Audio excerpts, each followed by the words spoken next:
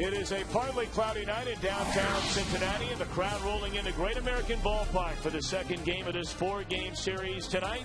The Giants coming away one-run winners here in the series opener last night, and a hallmark game, if you will, game number 600 played here at Great American Ballpark in downtown Cincinnati. And the Reds 2 games over 500 with one time. Hi again, everybody. Alongside Chris Welsh, I'm Tom Brenneman. Welcome, as always, to Reds Baseball. A happy 600 to you, Mr. Welsh. You've been here for almost all of them. I feel like I'm 600 sometimes when I watch a Reds loss. Hopefully that will not be the case tonight. You often look like 600 at times when we call on camera on a nightly basis.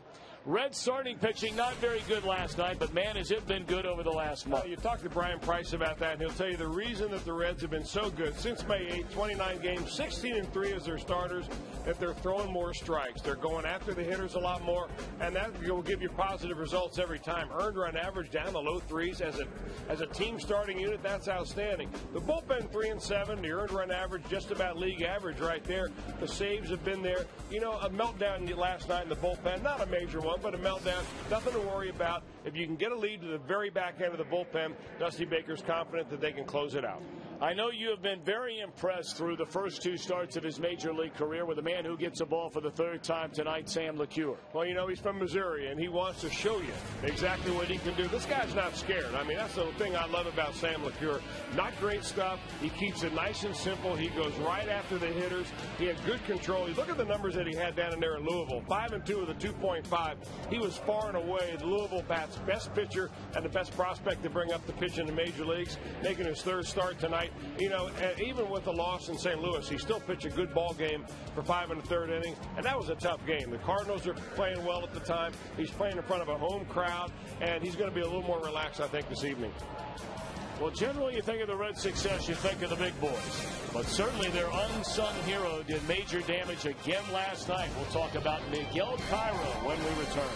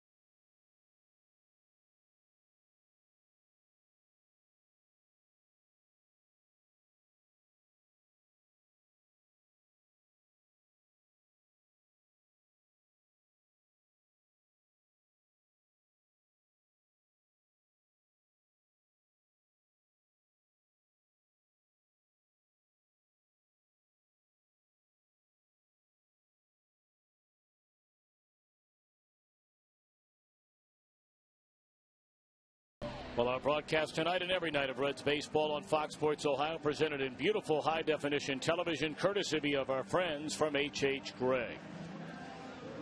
Well, dark clouds beginning to roll into downtown Cincinnati. What will our weather be like through this ball game and the remainder of tonight? Let's check in with our friend Tim Hedrick. We will have mostly cloudy skies down at the old ball yard tonight. There will be a slight chance of a sprinkle, with most of the rain in Cincinnati occurring after midnight. Pleasant temperatures, 74 first pitch. By the end of the game, we're talking 71 degrees. Enjoy the game, everybody. All right, Tim, always a pleasure, and certainly a guy who has been a pleasure to watch for Reds fans has been Miguel Cairo. Man, has he been good, Mr. Welsh? I'll tell you what, Tom, this guy has been exactly what the doctor ordered off the bench. When you put him into a situation where he's got to play 3 or 4 or 5 games in a row like he did in the absence of Joey Votto, he was right there. How about a 405 batting average for Miguel Cairo in the last 10 games? No one, I mean no one, would have ever expected this kind of success from Cairo when they signed him, brought him out of spring training. They thought he was going to be a guy sitting on the bench, sporadic playing. But when they called on him, Miguel Cairo has been huge. Would you like another chocolate chip cookie, by the way, before you speak the next time? I already had one. People at home would have never known that. I may have another. But wait until we talk about Sam LeCure.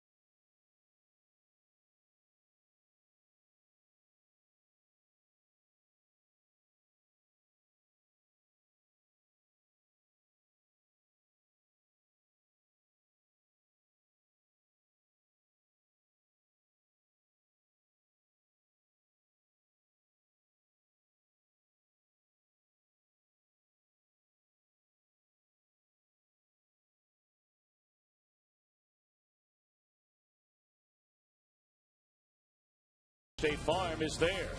By Ford F-Series trucks, the best-selling trucks, 33 straight years. By Just for Men, for mustache and beard, keep your edge. And by Skyline Chili, you know it's Skyline time when you get that craving for a Skyline 3-way or cheese coatings. Great American Ballpark, the place to be. Reds have, including tonight, 9 more games on this season-long 10-game homestand. And the Giants in town for Game 2 of this series. Their lineup presented by Remke Biggs. Torres leads off in center with Sanchez at second, Pablo Sandoval at third. Aubrey Huff, the cleanup hitter tonight, in right. Juan Uribe knocked in 4 runs in the Giant win last night, and Pat Burrell again in left. A latter third of Buster Posey tonight at first. Benji Molina behind the plate for Matt Cain. Third major league start tonight for Sam LeCure.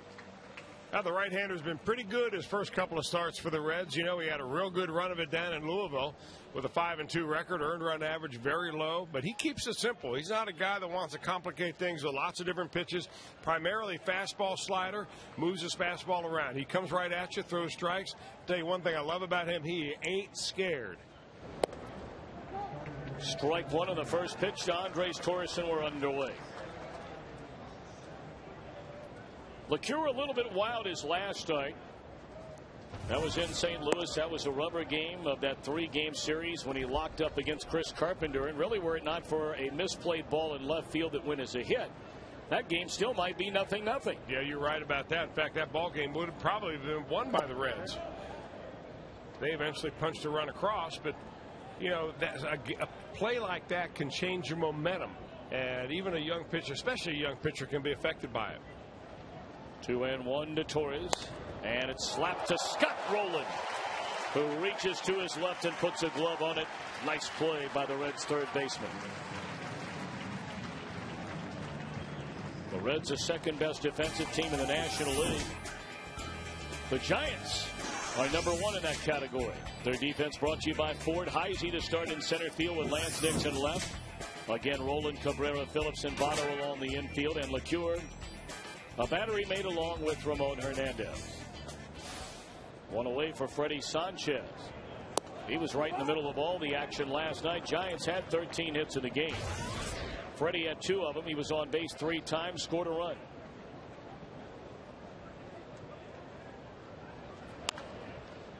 Quickly 0-2.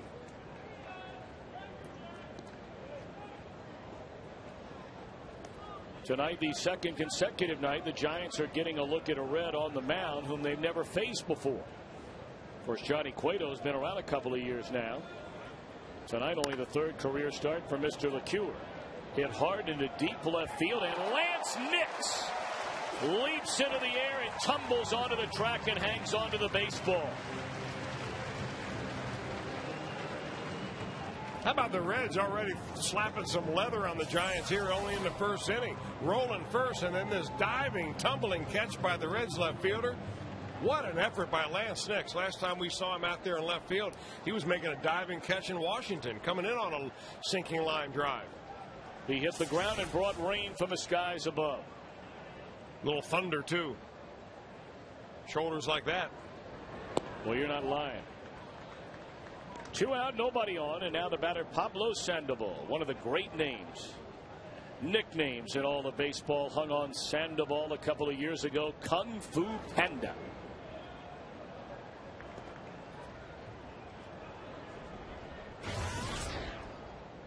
Who gave him that nickname? Somebody with their ball club, I don't know, but it's a great nickname. I heard it was last night's starter Barry Zito. Probably was.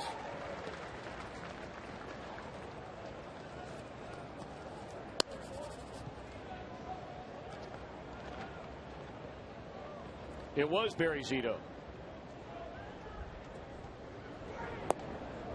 Here near a strike. Of course, he got that nickname for his rotund build, his lovable nature, and like the animated movie star of the same name, his ability to perform remarkable feats. And there's one of them right there. A 2-out single into right field for Kung Fu Panda.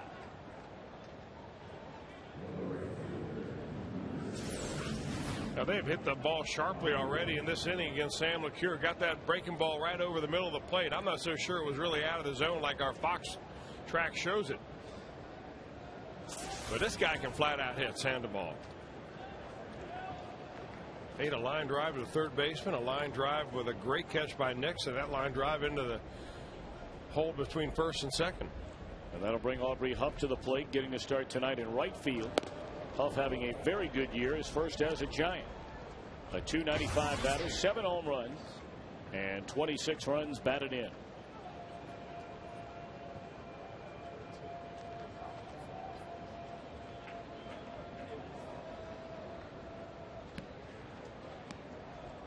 A very short lead over at first for Sandoval. And it's on the inside edge to even the count on Aubrey Huff at 1 ball and 1 strike. Well, the same way the Reds tried to pitch Aubrey Huff last night. Come inside on him. He likes to pull the ball, but if you get in there enough, you can't keep that pitch fair.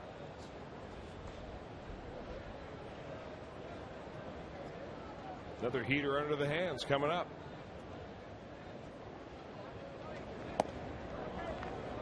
Ramon Hernandez clearly gave the sign that he wanted the pitch up, and LeCure hit the mitt, but it's too far up from the strike zone. 2-1 to Huff. Well, if you watch a radar gun, you realize that Sam LeCure has to rely on his good command. He's only thrown 88, 89, maybe 91 miles an hour on a good day. But if you can spot up your fastball, that gives you a chance. They go away from Huff there with a changeup, and it's fouled out of play. 2-2. We need to give you a nickname along the lines of Kung Fu Panda, something that will stick, something that will be just solid for many years to come. Yeah, I've never seen that movie. I haven't either. But since that nickname's already taken, you're going to have to think of something else. No, I don't mean that nickname, but I'm saying something like it, something that's really good. There are a lot of bad nicknames. Kung Fu Panda is a great nickname. And we need to come up with something great for you. 17 years in the Reds television booth. It's about time now to acquire, as you gracefully age, of a nickname. Let me know tomorrow. 2-2 to Huff. And down and in, runs account full. So now Sandoval will get a start on this 3-2 pitch in the first inning with a runner on the move, and Votto will back up behind Sandoval. You know, it's okay to back up right here, but you don't want to leave your position at first base too early. You want to keep him somewhat close. You certainly don't want Sandoval coming around to score on a double because he gets a huge lead out there at first. He's not taking advantage of what Votto was giving him. In the air behind the plate and out of play. Will do it again.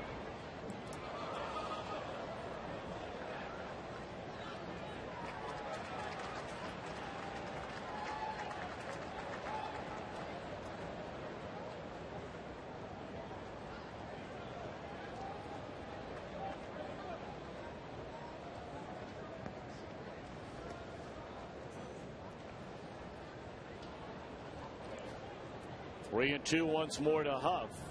And here it comes. And again, it's fouled over the screen and out of play.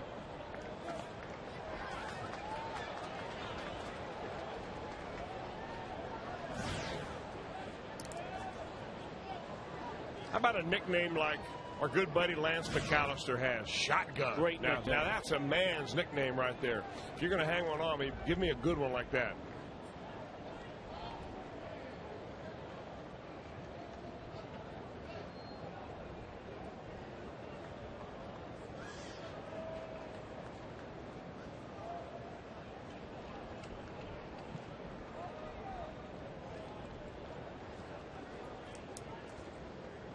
Three, two once more.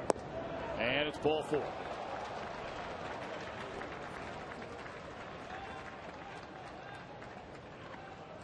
So now two are on with two out. And that'll bring Juan Uribe to the plate.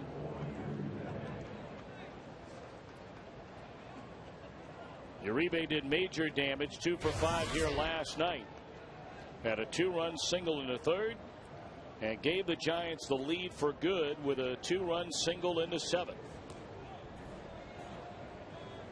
LeCure to the plate. A breaking ball outside. Uribe, the team leader for the Giants this year, 37 runs batted in. This guy is on pace to knock in over 100 runs. He may have finally found a home for many years to come in San Francisco. 1-1 to Juan Uribe. I'll tell you what, he takes a loud batting practice. I was down there around the cage while the Giants were hitting in BP, and man, oh man, I mean, it sounds different.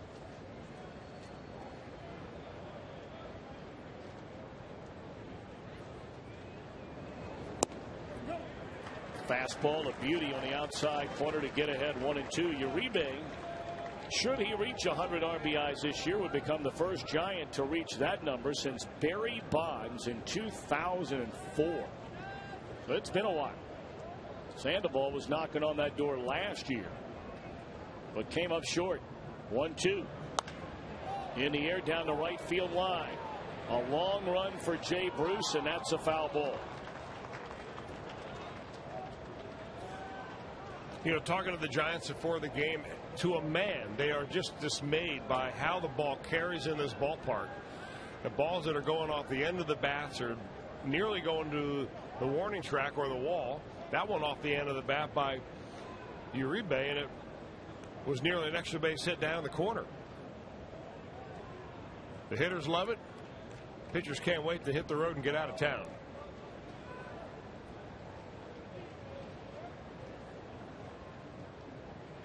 Pitch number 25 in the opening inning upcoming for Sam LeCure. The Giants have 2 on there, 2 out. And that didn't miss by much, but it's low. 2-2.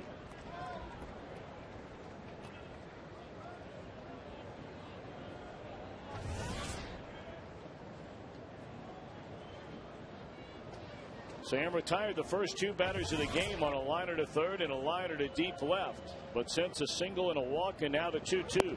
Strike 3, and that'll retire the side. So very good defense as the Reds have played all year long behind LeCure in the first from Rowland and Nix.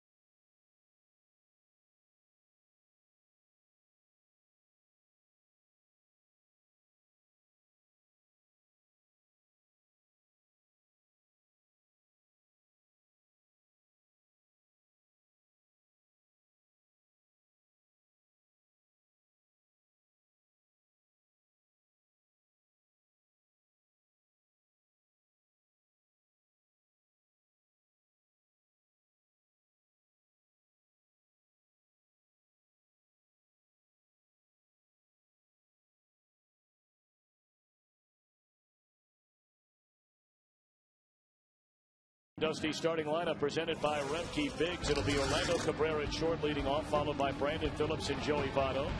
Scott Rowland in the cleanup spot at third. Jay Bruce in right. Lance Nix in left. A ladder third of Chris Heisey, Ramon Hernandez, and Sam LeCure.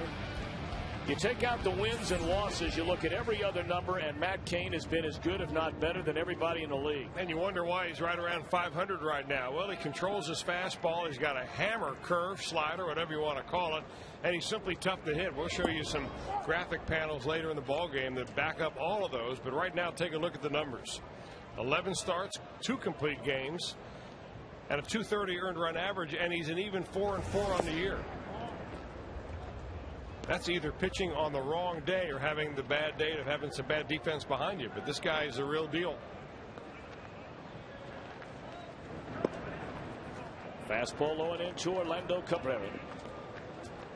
And it's 2 balls and a strike. Cain is a youngin'. He's already pitched in the big leagues 4 years, and he's only 25 years old. Came up in the 2005 year for 7 starts. That one popped up in a shallow right field, and coming on to get it is Aubrey Huff. 1 away. Told you the Giants, statistically anyway, are the best defensive team in the National League. And here's the way they stack them up, presented by Ford. Huff moves to right, Torres in center, again Burl in left. Posey from behind the plate last night to first base tonight.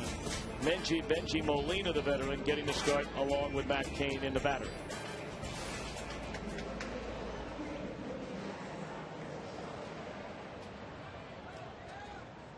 Cain grew up in Germantown, Tennessee, went to Houston High School, graduated in 2002, was a Giants #1 draft pick that year, the 25th selected overall.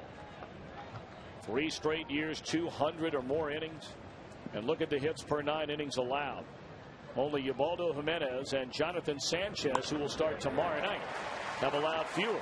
Although it's 2 batters and 1 hit now tonight for the Reds. Brandon Phillips swinging a good bat right now.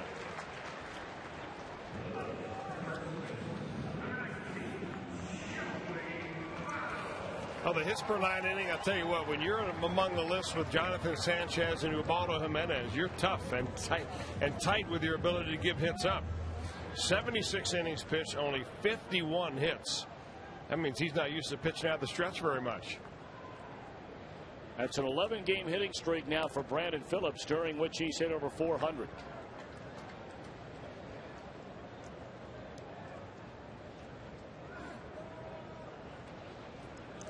A very quiet night, a rare quiet night last night for Joey Votto when 0 for 3 was hit by a pitch. Fouled away, he's quickly behind strike one. But one thing about Matt Cain, he will challenge you with his fastball. He pitches his fastball first, his breaking stuff second. He's not out there to try to trick you. And for that reason alone, he's a better matchup against this Reds team. They're a much better fastball hitting team than they are a team that, you know, hits the soft throwers.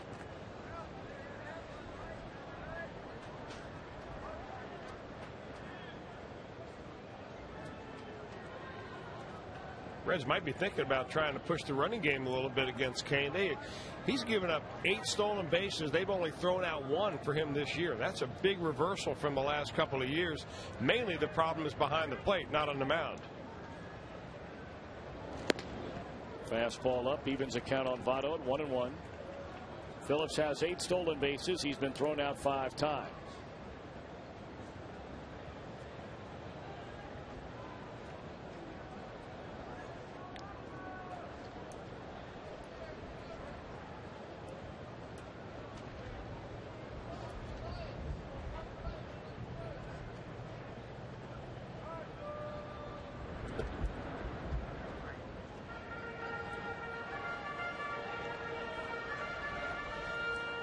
Giants right in the thick of things in the National League's Western Division. The leader out west, San Diego, a half game better than the Dodgers. The Dodgers, by the way, beat St. Louis last night.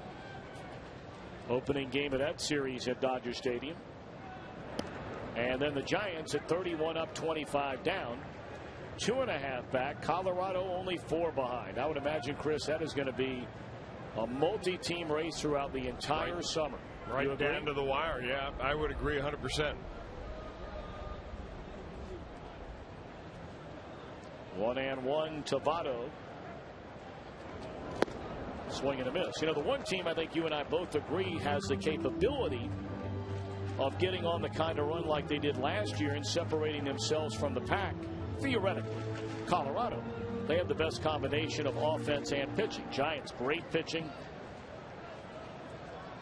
Certainly a below average offense, at least so far. The Dodgers, a big time offense. Their pitching has not been nearly as good as it's been in the past. San Diego is still a team many are curious about. Can they maintain this pace? Well, Joey Votto last couple nights has been beat with the fastball regularly. Had a fastball thrown by him his last pitch. That very last pitch at 92 just got enough wood of it to foul him straight back. You know, and you go through times like that as a hitter. Sometimes it comes in there and it looks as big as a beach ball. Other times it looks like it's a baby aspirin coming up to the plate. Or an edamame bean, as you were eating earlier. Yeah, you got to try one. 1-2 is down low, 2 balls and 2 strikes.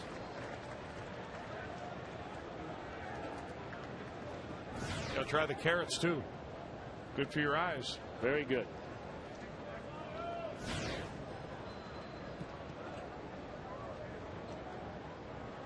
Ditto for the radishes. Break-even pitch up coming to Votto with a runner at first and 1 out. And Cain a long look at Phillips. And it's a roller foul.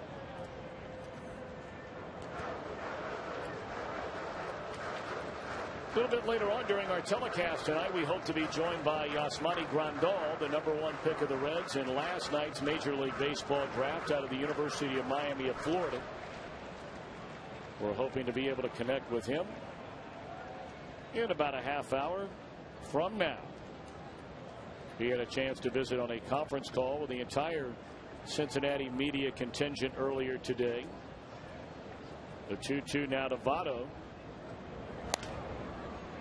Just fouling pitch after pitch off from Cain.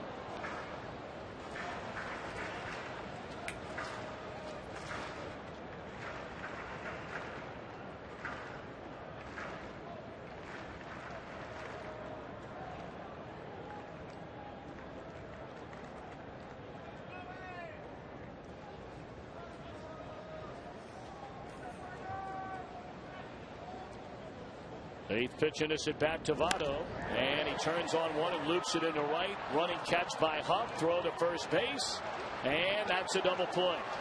Phillips claiming that Posey was pulled off the bag. The first base umpire Gary Darling says and a double play ends the inning. End of one at Great American Ballpark. No score.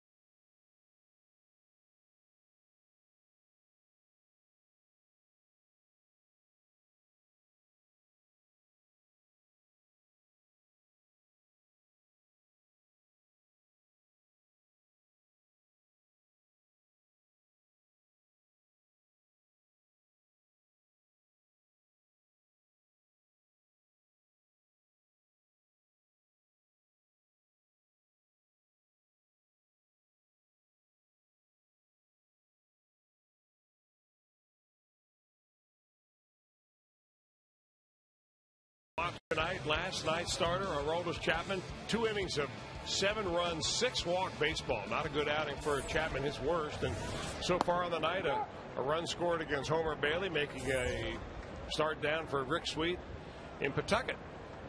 Actually, a couple of runs, a walk and a strikeout, and an inning and 2/3 for Homer Bailey. Pawtucket, of course, a Triple-A team of the Boston Red Sox. They still play over there in McCoy Stadium, do you know? I do not know. I know our good friend Dan Horde is still the play-by-play voice of Pawtucket. Of course, he is the radio voice of University Cincinnati football and basketball, and has been for many years. 2-1 to Pat Burr. Swing and a miss. So no score as we begin the top of the second inning. Game 2 of this 4-game series. We'll play again tomorrow night. And then an afternoon game with the Giants hitting the road on Thursday. That is a fair ball. Plenty of time for Hernandez. Burrow does not run well. That's out number 1. What'd you think here, Chris, to end the bottom of the first? Well, we've talked about the Reds and their aggressive base running. I think that's the case for Brandon Phillips right here. Thinking that ball's going to fall in there. He may have a case on his hand when he's going to the first base umpire, Gary Darling, and saying, hey, he's not on the bag down there. No, he was on the bag. At least our Exmo shows that. Boy, that's a great shot, isn't it? Sure is.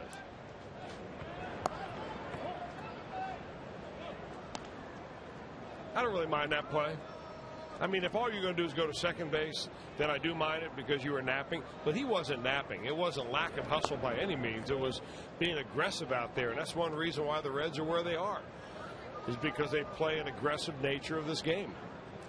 And I think you have to be very impressed with the way Brandon Phillips has been playing for the better part of a month. I mean, we know that he's had issues in the past, hustle issues in the past, including already once this year. There's a fly ball to right for the second out of the inning. But Chris, you know, over the last month, I mean, this guy is playing the game unselfishly. Team baseball, doing whatever it takes to put his team in a position to score and win games. We always know about his great defense. I'm not so sure he's not playing the best ball he's played in his career in Cincinnati right now. You know what? I tend to agree with you right there, because if you get Brandon Phillips to buy into the team, and he really believes in this team like everybody else does, that, you know, they've got a chance to hang in the race, he's going to be one of the best performers out there because he's got as much athletic ability as anybody in this league. You got to get him to believe in it. You know, I mean, sometimes when you're playing on a team and you're out of the race by July 15th, there's just no incentive to be a team guy. Because we're running players in and out of there, and now you have certain players that are trying to hit their own personal plateaus and personal goals of, you know, whatever it may be. And, you know, it's tough to look at the key team concept when not everybody else is in it. But that's one thing about this team this year. They're all in it together. With Phillips right at the top of the list. Yeah. Benji Molina, number 8 hitter with 2 outs and nobody on. A 2-1 count. Swing and a miss on that slow breaking ball from LeCure.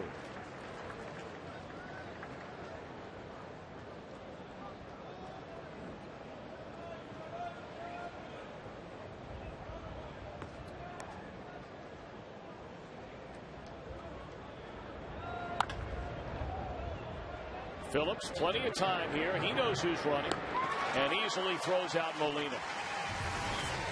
He threw that ball from nearly the shortstop position.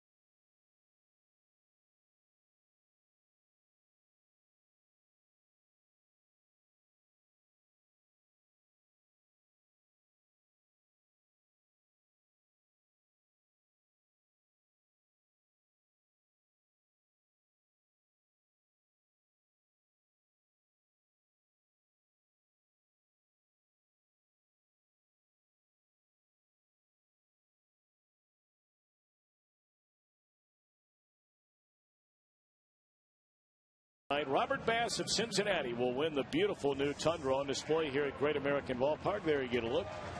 And you can register for your chance to win at an upcoming game by visiting your Cincinnati and Northern Kentucky Toyota dealers. Of course, Brandon Phillips came up originally as a shortstop, so this throw no big deal for him. Well, he's in shortstop spot right here, and he sets his feet knowing that he's got plenty of time with Benji Molina running. And a 1-2-3 inning for his pitcher, Sam LeCure. All right, Reds coming to bat now against Matt Cain. Scoreless game in the second. Roland, Bruce, and Nick's a trio to start things. That one nearly hit Roland. Ball 1. Scotty at 289, a team best 14 home runs, a team best 40 runs batted in.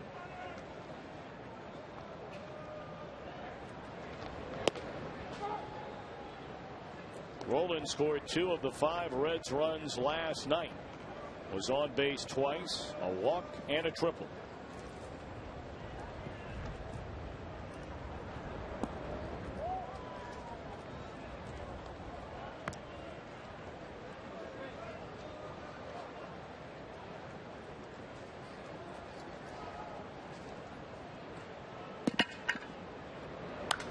That ball hammered into deep right center field off the bat of Roland, and that ball is up against the wall.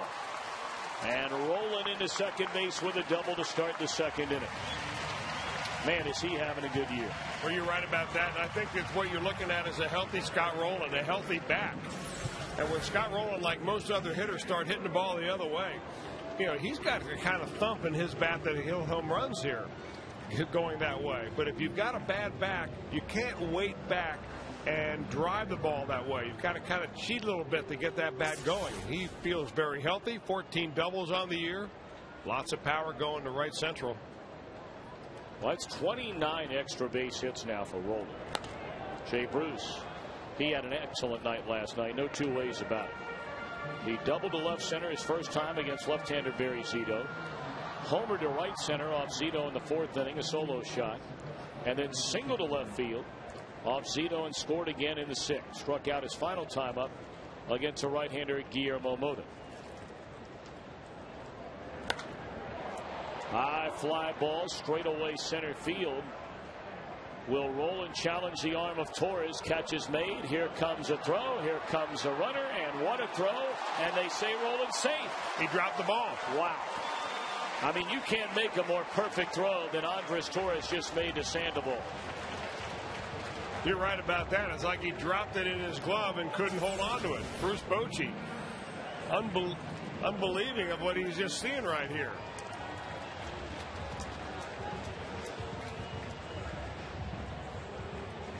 He really never had it. Well, it kind of went in and out of his webbing. He took his eye off the ball early on. I like this aggressive style of play. Torres was up to the task because that throw was right on the money. Well, that's another Exmo shot. Infield in now for Lance Nix. Reds with a runner at 3rd and only 1 out. Nix in his career is 4 of 7, including a home run against Matt Cain. He looks at ball 1.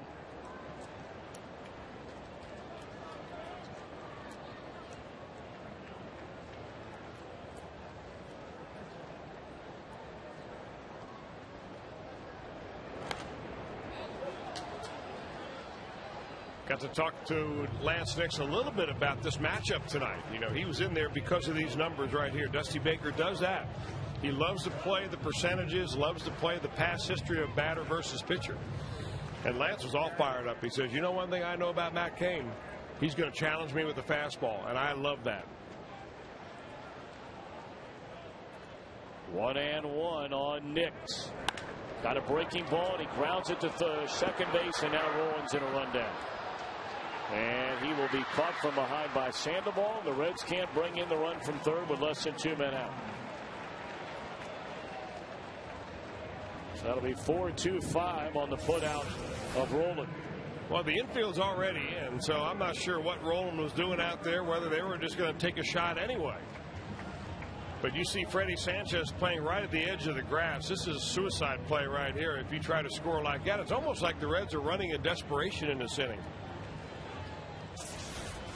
You just get so many lives before they actually make a play on you. So Nix at first. There are 2 men out, and here's Chris Heisey. Rookie getting the nod tonight in center field over Drew Stubbs.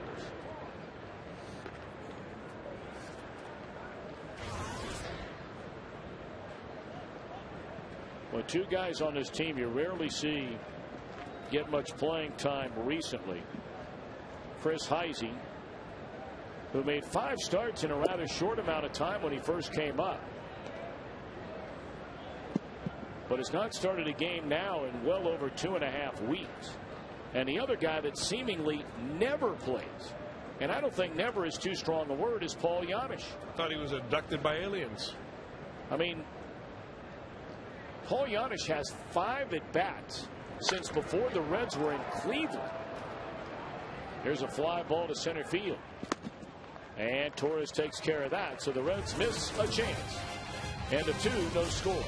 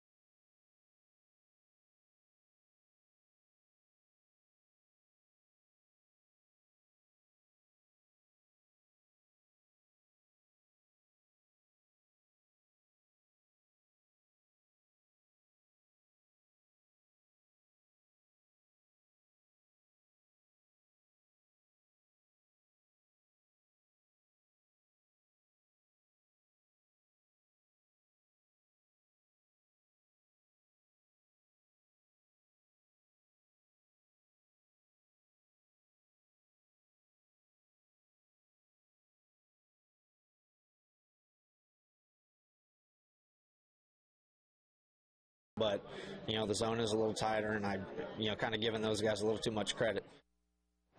That is our Geico Direct quote from Sam LeCure, talking about giving hitters a little bit too much credit. I mean, he's been right around the plate ever since he stepped into the big leagues. In fact, he's probably been right around the plate since he's been pitching back in high school. Well, he hit on two things, Tom, that I think are astute observations for a young guy coming up here. Number one, the strike zone is smaller in the major leagues. There is no question about that. And number two, it is only natural for a young pitcher to come up here to give the hitters too much credit, because these are the guys you've been watching on TV from the clubhouse in A-ball, AA, high school, wherever you've been. You're watching these hitters that you're now pitching against. And sometimes you pinch yourself and you say, all right, is my stuff really good enough? Especially in the case of Sam LeCure. I mean, he may sit around and, you know, watch, you know, last night's starter Johnny Cueto, who can throw 94, 95, 96 miles an hour and only pitch, you know, and still get knocked around a little bit. And now he goes out there at 88 and 89 saying, well, is my stuff really good enough? I mean, if he got knocked around at 96, what's going to happen to me when I throw 88 miles an hour? Well, he's gone 3-2 on Matt Cain, and there's strike three call. Like to remind you, it's time once again for the red, white, and blue barbecue sweepstakes presented by the Ohio Department of Public Safety. All you got to do is go to foxsportsohio.com right now and enter the keyword changeup. That's changeup. Every entry has a chance to win a catered party for 20 from Curly's Barbecue. You get a 50-inch high-definition television and a $500 gas card. I mean, that's about as good as it gets. Man. So log on right now at foxsportsohio.com, keyword changeup. You never know. You might be the lucky winner. One out, nobody on for Andres Torres, who lined out to Scott Rolen his first time up. It's 1 ball and 1 strike. LeCure is fan 2, walked 1, allowed 1 hit.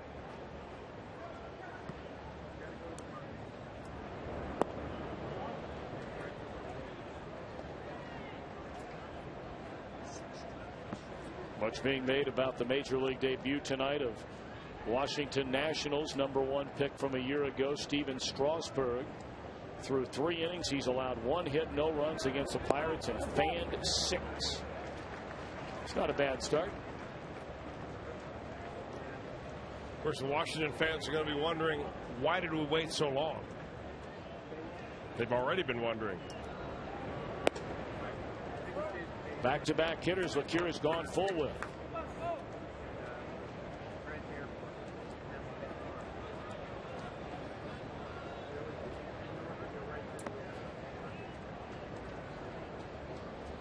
Payoff coming to Torres, and he walked it.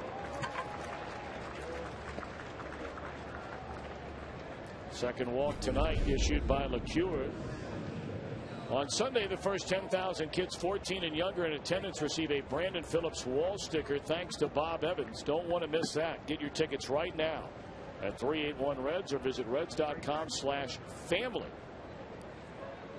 That'll be this Sunday. Interleague play returns this weekend.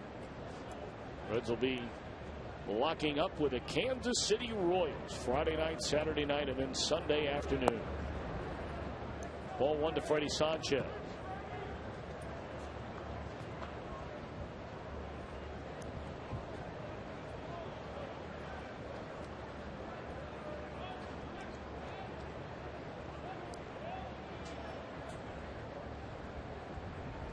Well, what an excellent pickup Sanchez is for the Giants.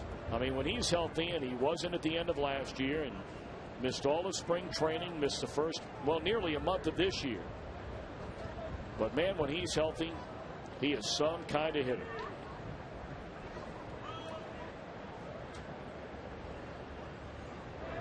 Well, he's the kind of hitter that should really excel in the National League West. You know, that's a division where there are a lot of big ballparks where a lot of home run balls die on the warning track. So you're looking for a line drive hitter, a guy that gets on base a lot. This year he's on base about almost 50% of the time, but he shoots those line drives all over the place. Never strikes out all that much. You see the on-base percentage in 2008, obviously a little bit off. You know, it's a kind of trade you say to yourself,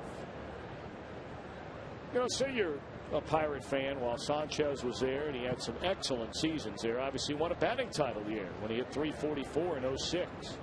2-0 delivery, and now 3-0. He was traded straight up for a minor league pitcher. Straight up. How much was he making? Well, granted, that's where it comes in. But saying obviously, if you are a team who's looking to truly build your team, you can get rid of some other pieces that you might be paying some good money to create payroll for a guy like Sanchez. Well, they tried, and they were doing it. 3-0 delivery. In there, strike. No, I mean, if you're the acquiring team, you have other guys on your team, and you can just cut bait with at the end of the year. This is the kind of guy that I'm not going to say you build your team around, but he's a big part of your offense. Well, I figured, that maybe the Pirates thought that, they can finish in last place with Sanchez or without him. Sure. And they've got to free up some money so that they could go out and be able to sign their #1 draft picks, because seemingly they're always drafting first or second. Boy, Lacura now all of a sudden, after going 3-2 on Matt Cain, he struck him out, and he's walked the next 2 batters.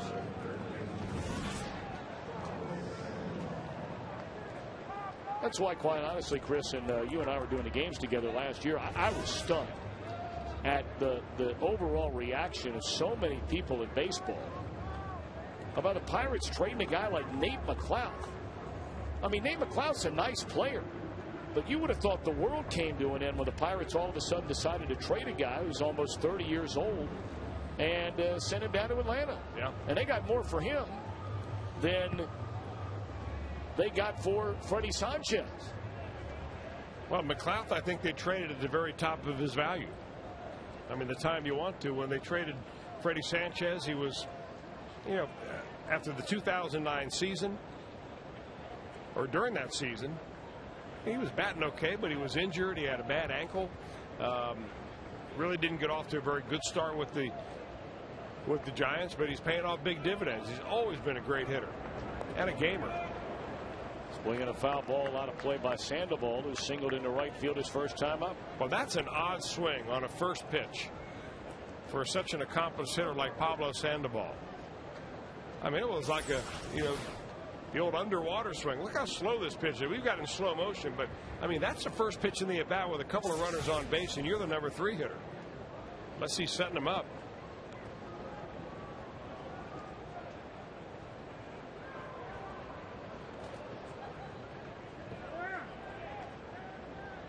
Well, the Giants just did a lot of hitting here last night. They scored 6 runs on 13 hits. But on Sunday in Pittsburgh, they stole a season-high 5 bases.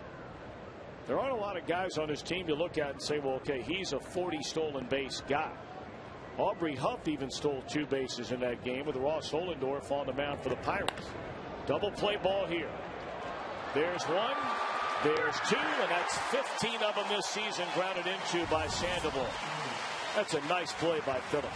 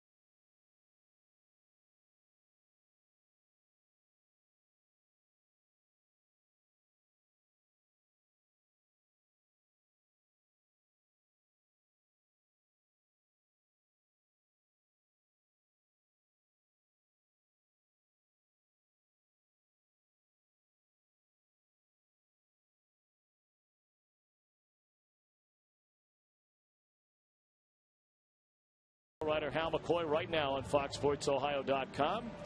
And then he'll give you a complete recap of tonight's game right after it's over. Just go to FoxSportsOhio.com, presented by 1-800-SAFE-AUTO. Now standing by, a couple of doors down.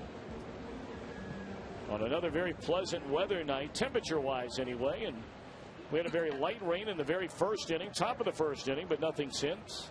And hopefully the wet stuff will stay away for a while. No score. Reds bat in the third against Matt Cain, and Ramon Hernandez first pitch swinging down, strike one, to be followed by Sam LeCure, and then back to the leadoff man and shortstop Orlando Cabrera. Reds got a leadoff double by Scott Rowland in the second inning, but couldn't plate him. 0-2 on Hernandez.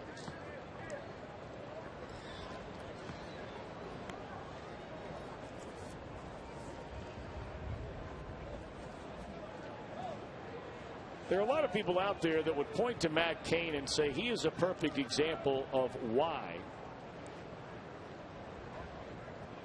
you don't want to get down on a young pitcher very early in their career. We told you that he is only 25, yet he is beginning his 5th full season in the major leagues. His first full year in 06, he went 13-12 and had an ERA slightly over 4.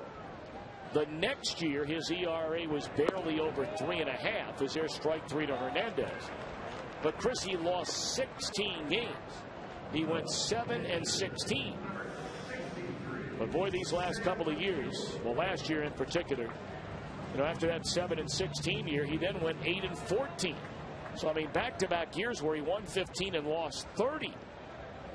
And then last year, a 14-game winner, losing only 8. Now, some might say with his stuff and with his overall numbers, very low ERA outside of that first year he came up, that he should be winning a lot more than he has been. Well, I really think that whether you win or lose a ball game is one of the least controllable factors a starting pitcher has. All you can really do is pitch deep into a ball game. The years in which you talk about him having those losing records, where he lost 14, his run support that year was down around 3 runs per game, 3.1 runs per game. Even in that division, you're not going to win any that way. The other year that which he had a losing season that you're talking about, when he was 7-16, they scored 3.7 runs a game for him. So still under 4, 3.5. So you're still way under the league average. And, all you got to do is keep your team in the ball game. Nowadays, the beautiful thing about arbitration is that you don't only go to the arbitration table with wins and losses. You go through all sorts of secondary numbers and supplemental numbers that shows you what the batting average against was and how many runners you allowed per 9 innings. And you compare that to other guys in the league, and you're going to earn your money. But let me ask you this. The wins and losses are bottom line for the team, but not necessarily the starting pitcher. Well, that's where I was going, because, I mean, ultimately, sooner or later, doesn't matter what the sport is, a lot of those numbers you just gave about a pitcher, in the NFL, a quarterback rating. I mean, you talk about a waste of time. Yep. I mean, that gives you all the statistical numbers you want to know about a guy, but their teams never win games. Sooner or later, isn't, the best of the best to be considered in that group of the best year in and year out? You still got to go out and win games. Right. A great example, back-to-back Cy Youngs for Tim Lincecum. If he only goes out and wins 12 games a year because of lack of run support, he doesn't win those Cy Young awards. You're right. And sometimes pitching deep into a ball game will get you over the hump. Sometimes pitching on the wrong day, just never get it done. I mean, he does, he's pitched 200 innings now for 3 years, 3 years in a row. So he is an innings eater.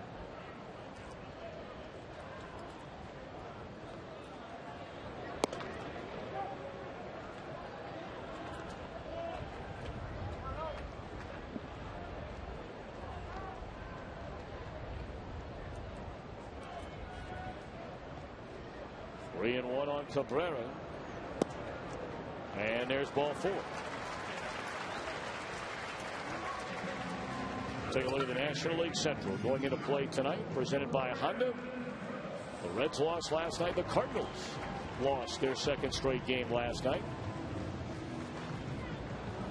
The Cubs got a win, a 1-game stop to make up a game rained out the latter part of last week, a victory over the Pirates, and they will open a series tonight in Milwaukee. The Pirates, by the way, have just scored 2 runs against Steven Strasburg. And the Pirates leading Strasburg in the Nationals, bottom of the 4th inning, 2-1. Here is Brandon Phillips. Strike 1. Brandon singled to center field his first time up. Delwyn Young hit a 2-run home run off Strasburg, giving the Pirates the lead.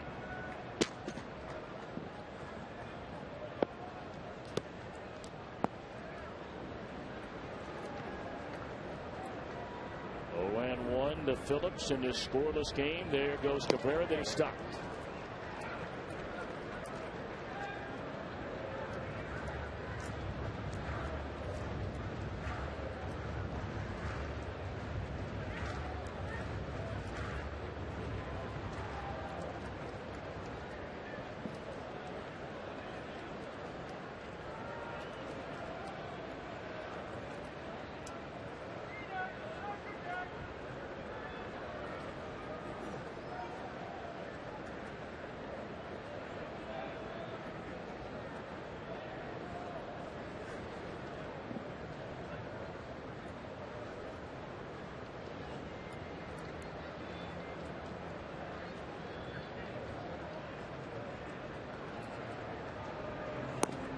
One and 2 on Phillips. Brandon extended his current hitting streak to 11 consecutive games with that single to center field in the first inning.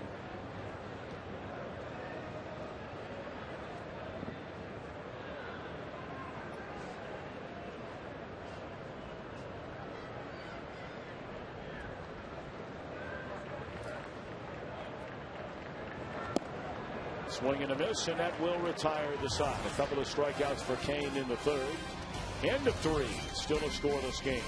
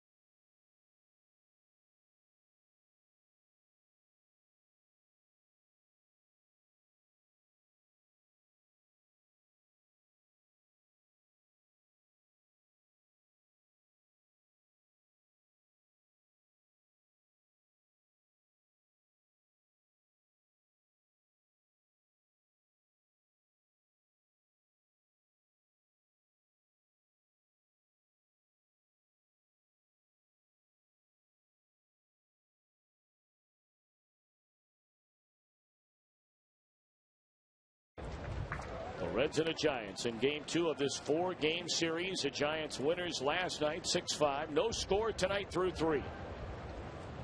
Aubrey Huff, Juan Uribe, and Pat Burrell against rookie Sam LeCure in the 4th.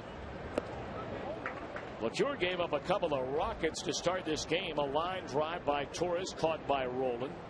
A liner by Sanchez. Had an extra base hit taken away on a diving catch by Lance Nix. The next batter singled into right. But ever since then, the only Giants that have reached have been on walks. And they barely made any noise in back-to-ball contact against LeCure. When Sam throwing a lot of pitches and a lot of pitches out of the strike zone. Not missing by a lot, but still missing.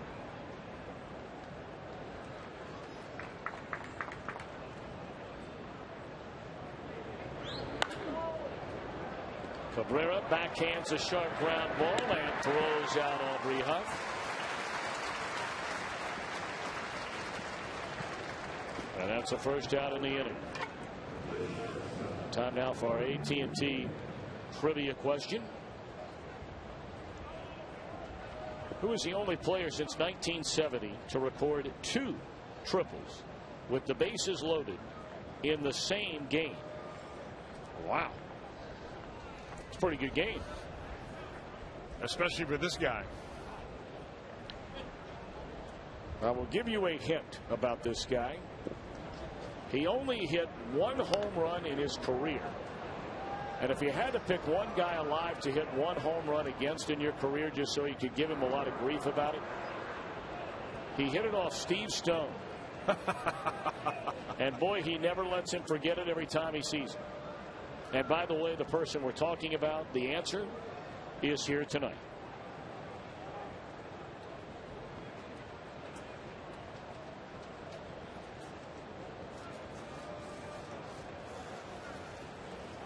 Nothing and 1 to Juan Uribe. And a fastball up and in. And, you know, when I say that, I don't want to diminish the career this guy had, because he was a very rock-solid player for a long time. Pretty good batting average.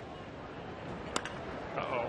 And that one's hit a long way by Uribe to give the Giants a 1-0 lead. Man, is this guy huge in this stadium.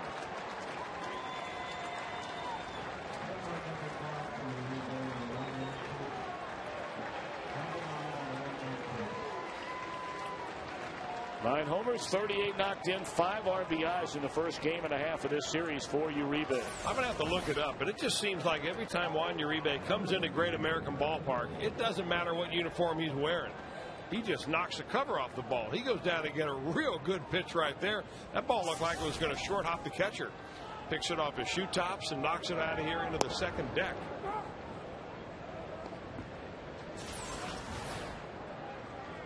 He likes that low ball, I'll tell you that. Wow.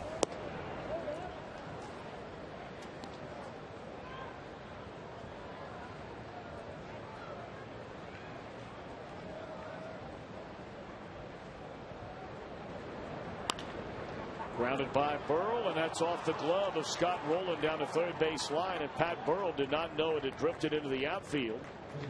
He was running hard all the way to first and ran right by the bag, and that's a base hit for Burrell.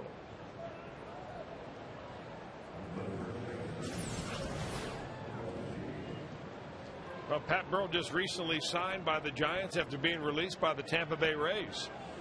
Gets one by Scott Rowland down the line there.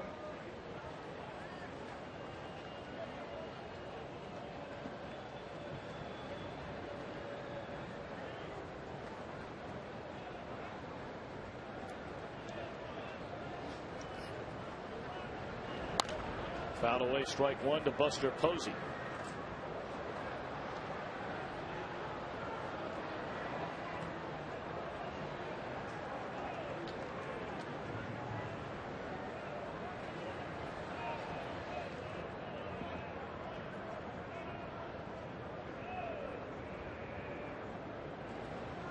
Oh, and 1 to Posey. Burrell's not going anywhere. Safe bet. That's just about as safe a bet as there is in the league.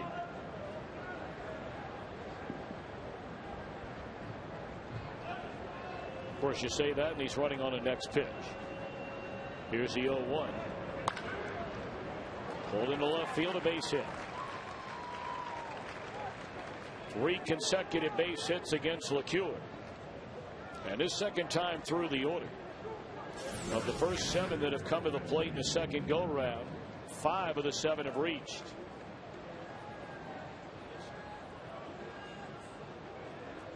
And all of them are down in the zone, too. That's the interesting thing about it. Burrell's was down. Juan Uribe was down around the ground. And Buster Posey went down to get that one.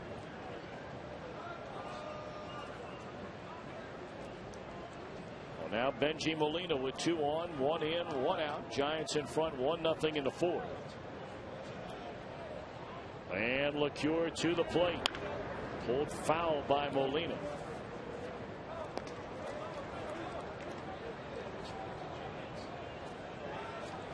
Molina had a cortisone injection in his ailing left elbow last Wednesday. He only has 4 hits in his last 51 at-bats spanning 15 games. And over the last 25 games, he has knocked in 2 runs.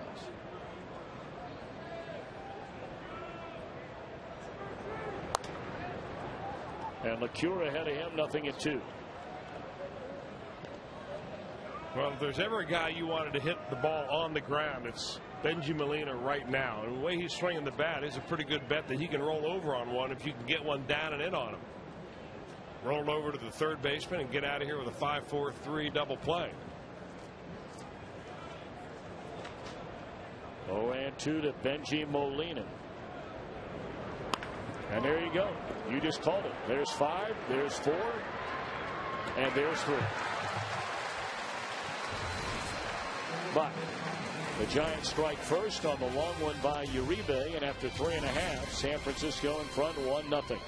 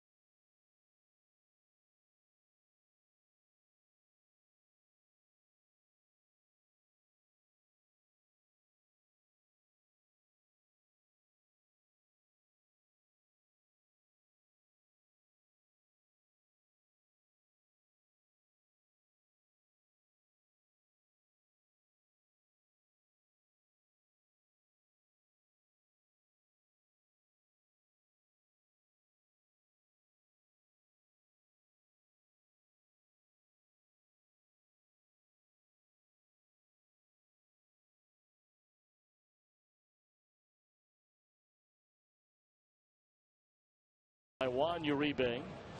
And a pleasure to be joined by the Reds' #1 pick in last night's Major League Baseball draft, a switch-hitting catcher out of the University of Miami at Florida, Yasmani Grandal. And Yasmani, thanks for joining us. Congratulations. Before we go any further, I want to make sure that those of us up here in Cincinnati are saying your name correctly.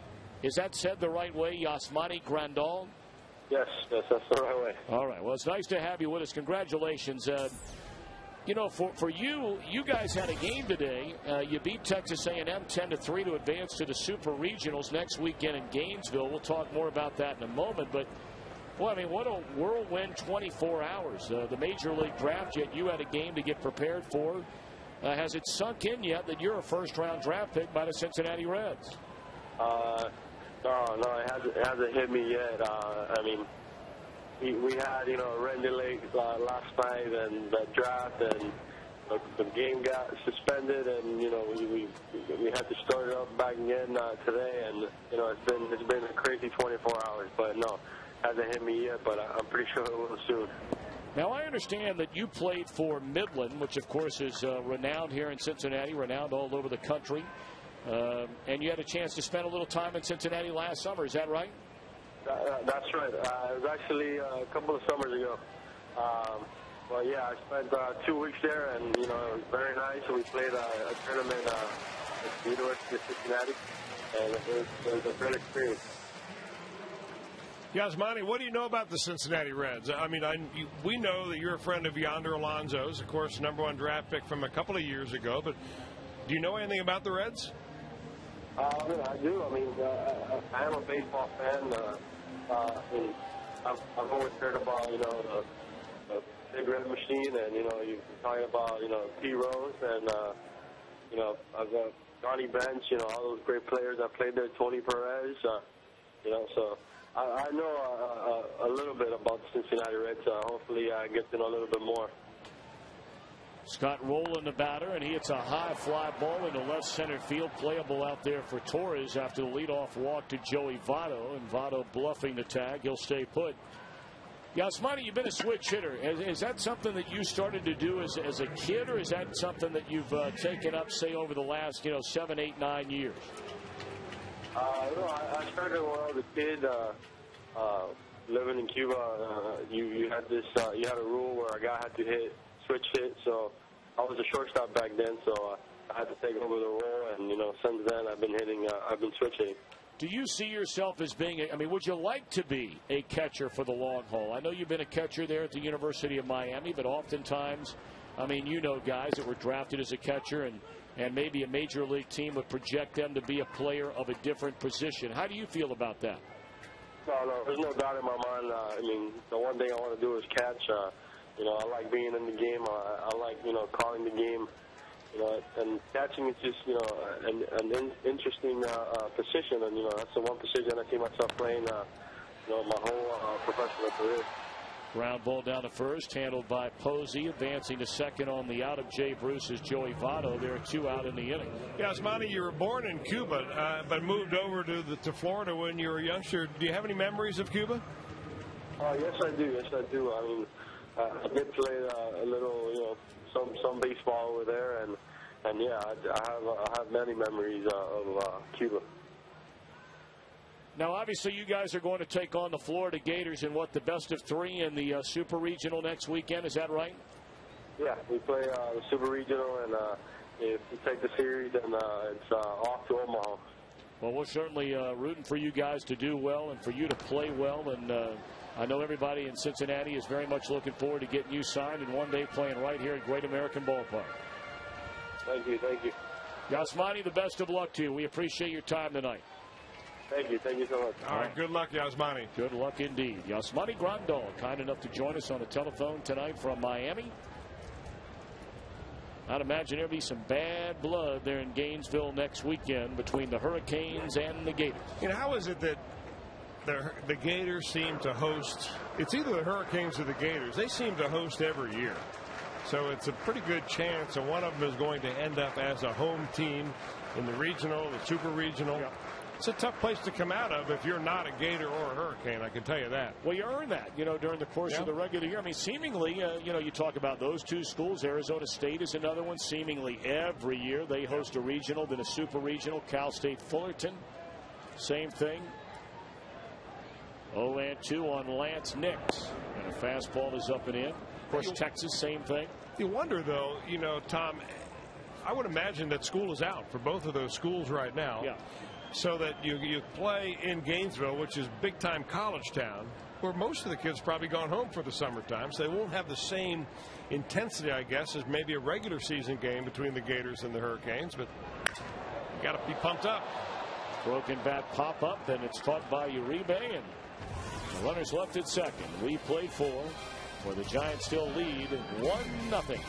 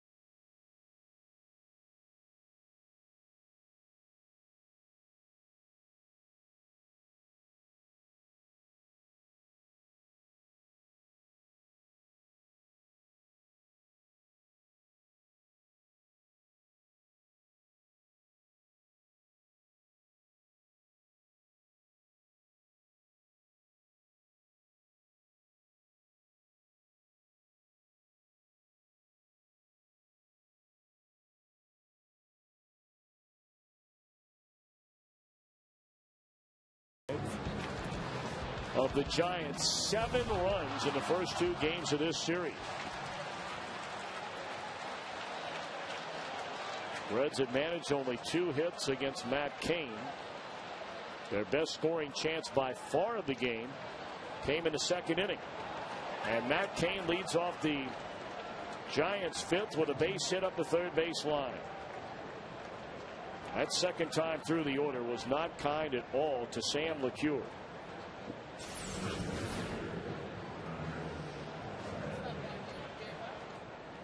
He walked 2 batters and allowed 4 hits. So 6 of the 9 batters, a second time through the order, find a way to reach base against Sam LeCure. And it's funny, some of the hardest hit balls that the Giants have had tonight have gone for outs. Yep. And balls like that, seemingly just a harmless ground ball, ends up being a base hit. Time to bear down. Andres Torres now the batter. And a breaking ball, a good one from Sam, is strike 1.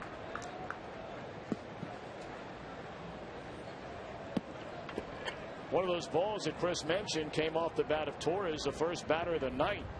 Hit a line drive that nearly undressed Rolen down at third. He made a diving catch to his left. And this one straight up. Behind the plate, is there room for Hernandez? No.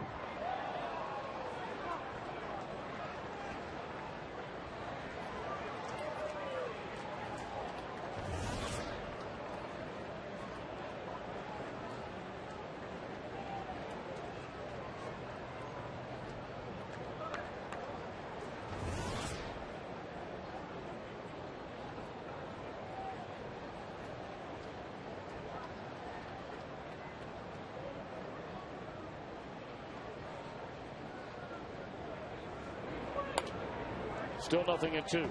You know, Andres Torres has never played a full season in the major leagues. He's been around since 2002 when he broke in with the Detroit Tigers, but he's always been a part-time player. In fact, he's closing in on the most number of at-bats he's ever had in the major league season this year with the Giants, and he's having his best year ever, at least statistically.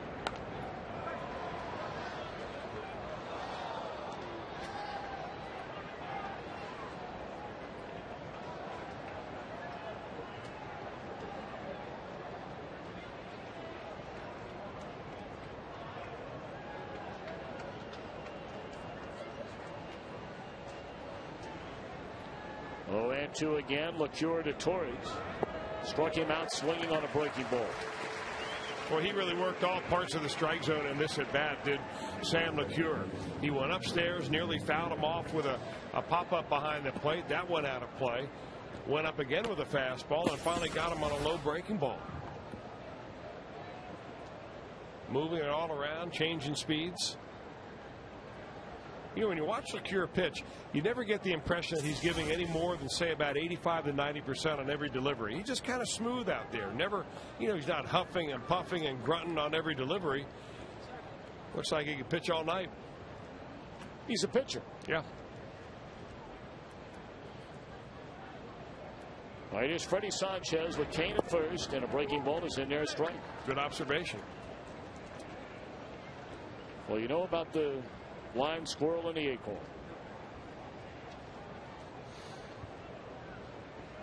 Never heard that story? I do, yeah, I have heard that.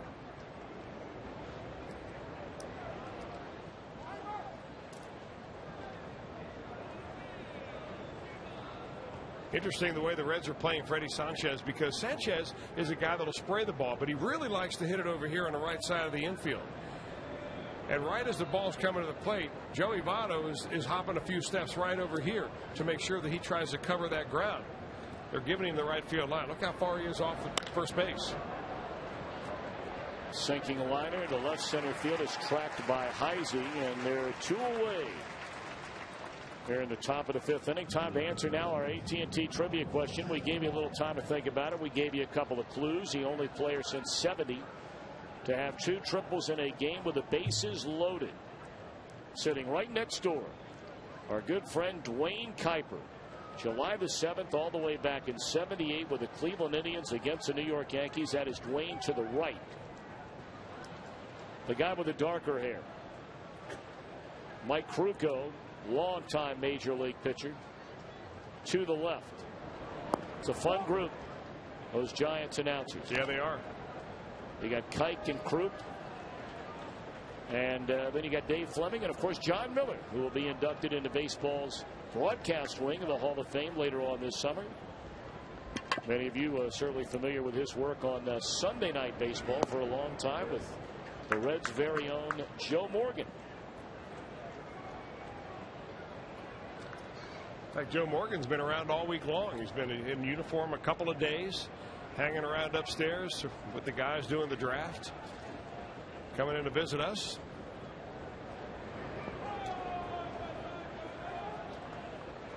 Joe wasn't very happy after the loss last night. He still gets fired up, Lou, these many years from wearing a Reds uniform. Of course, he wore a Giants uniform for a short time. He wasn't there very long. Take a look at those guys. Yeah, some Kung Fu Pandas. Boy, those are nice. 3-0 pitch. You look good in one. I would. There's ball 4. And for those of you wondering what in the world we're talking about, if you weren't with us earlier, there's another one.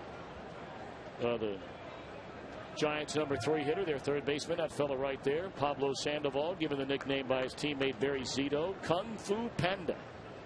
Now, you might need those out there in San Francisco in the dead of summer. A little chilly. Put the panda cap on. I guess that's not really a cap, is it? What would you call that? Sure it is. Breaking ball in there, strike to Aubrey Huff. I know you would look very good at one of those walking around the Commonwealth in the dead of winter.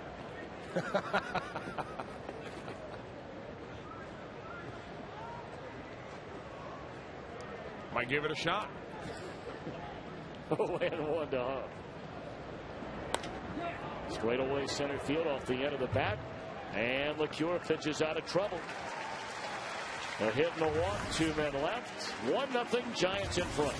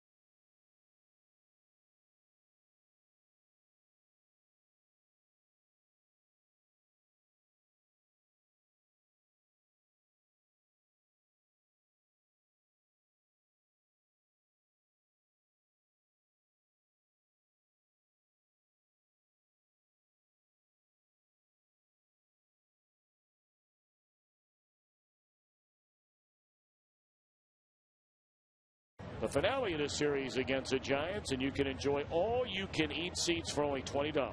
Don't forget, drop off your business card at the fan accommodation station, and you might win tickets to the next Paycor Business Day game 1 week from Thursday. That's against the Dodgers. For tickets, call 513-381-REDS or go to Reds.com. Let's see if the Reds can get something, anything going against Matt Cain. They have 2 hits to the Reds, a 1-out single by Brandon Phillips in the first, a leadoff double by Rowland in the second. Cain has struck out 2 and walked 2. Chris Heisey fouls it away, 1-1. It'll be followed by Ramon Hernandez and Sam LeCure.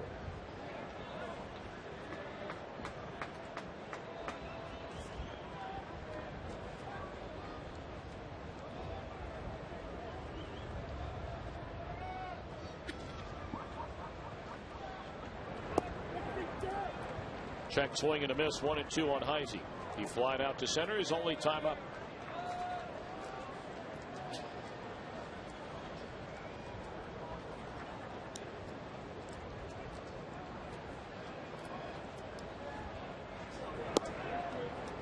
Strike 3 called, a fastball on the inside edge, and Heisey knew it. That's 3 of them tonight for Matt Cain. Yeah, really had him set up for it, I'll tell you that. A couple of breaking balls back to back, and then a sizzler right on the inside corner. You freeze the hitter, and you blink, and it gets right by you. Talk about blinking and throwing it right by you. Steven Strasburg tonight. 6 innings. How about 11 punch-outs? Anybody tell this kid he's in the big leagues now? Of course, the bad news for Strasburg is he's losing the game. Check that was until literally right this very moment when Adam Dunn has just hit a home run to give Washington a 4-2 lead. 1-0 to Ramon Hernandez, and it's fouled away. 1 ball and 1 strike.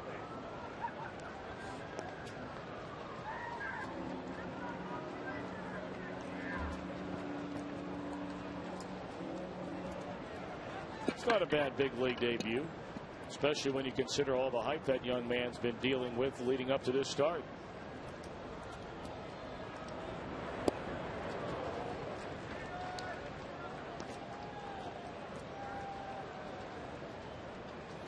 Well, no one ever questioned his stuff.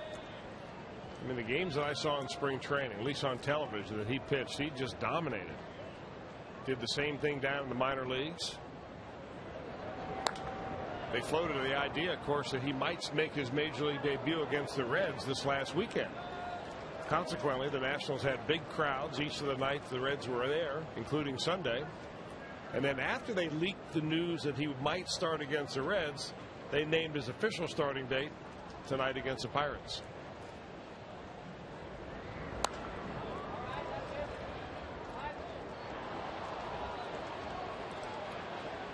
Yeah, that team's playing some pretty good baseball overall, the Washington Nationals. Not bad at all. You bring a guy in like Strasburg that kind of gives a team some sizzle. You know, you draw more crowds and you play a little better because your home crowd is bigger and louder, more excited. They might make some noise in that division. You never really know. Phillies certainly haven't run away with anybody. The Braves got very hot for a while. They may come back down. Of course, Atlanta going into play tonight. A 2-game lead over the Phillies. 2.5 over. All of a sudden, the surging Mets, who have ripped off 3 straight wins. Boy, do they have an ugly story developing there with Oliver Perez. There's a foul ball off the first base side. Perez, of course, was asked by ownership and by management to go back to the minor leagues to try and get his act together. He said not a chance. All of a sudden, he turns up on the disabled list, and now, of course, the Players Union wants to get involved. They're not so sure that there's any reason to put Perez on the disabled list. Scott Boras is manufacturing damage control at every turn. There's a swing and a miss by Hernandez, and they're back-to-back strikeouts for Cain here in the 5th inning.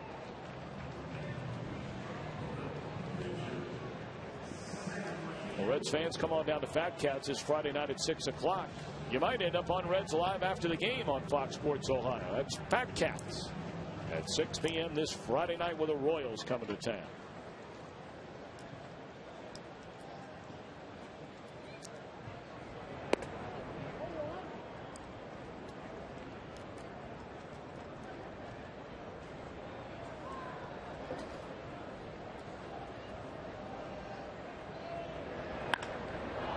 LeCure with a fly ball into right center field, hit a ton, and this bounces up against the wall. And how about Sam LeCure goes the other way, and that is his first major league hit. A double against Matt Cain. Congratulations, young man.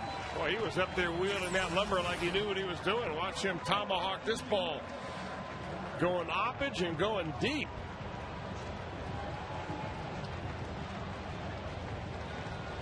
Nicely done, Sam LeCure. Of course, if you're LeCure, your last 2 starts have come against Chris Carpenter and now Matt Cain, 2 of the top pitchers in the league. And if your offense is not doing much, you better try and take it into your own hands. First hit since a double by Rowland to lead off the Reds' second inning. Now can he score his first run?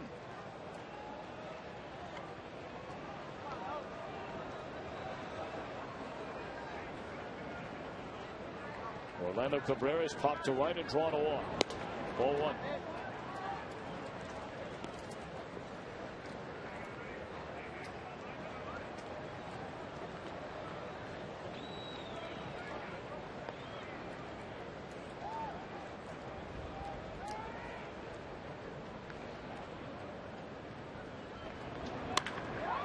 There's a bullet into left field, but Burrow makes a catch, and that'll end the inning. A hit a man left. We played 5. Still the Giants 1, the Reds nothing.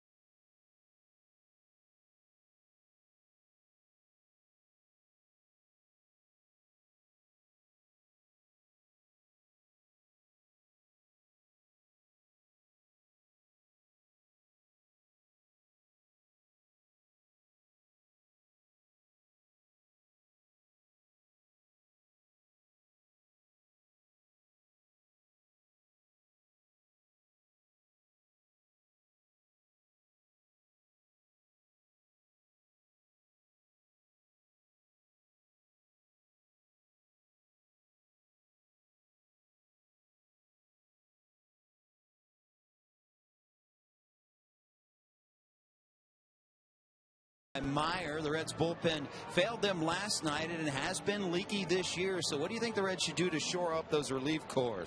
1, make a trade. Text 2 to bring up Aroldis Chapman, but put him in the bullpen. Text 3 for Sam LeCure, going out of the rotation, going to long relief perhaps. Or text 4 for bringing back David Weathers. Now keep in mind LeCure only had 7 minor league relief appearances, all in 2005. And David Weathers is something that I floated earlier today, guys, that I heard rumblings that he is working out, perhaps making a comeback and making one with the Cincinnati Reds. And for some reason, he was much maligned here in Cincinnati, but Tom and Chris, the numbers would suggest otherwise. Jim, I got to tell you, it was one of the mysteries for me. Yeah. Coming back to Cincinnati was how you think.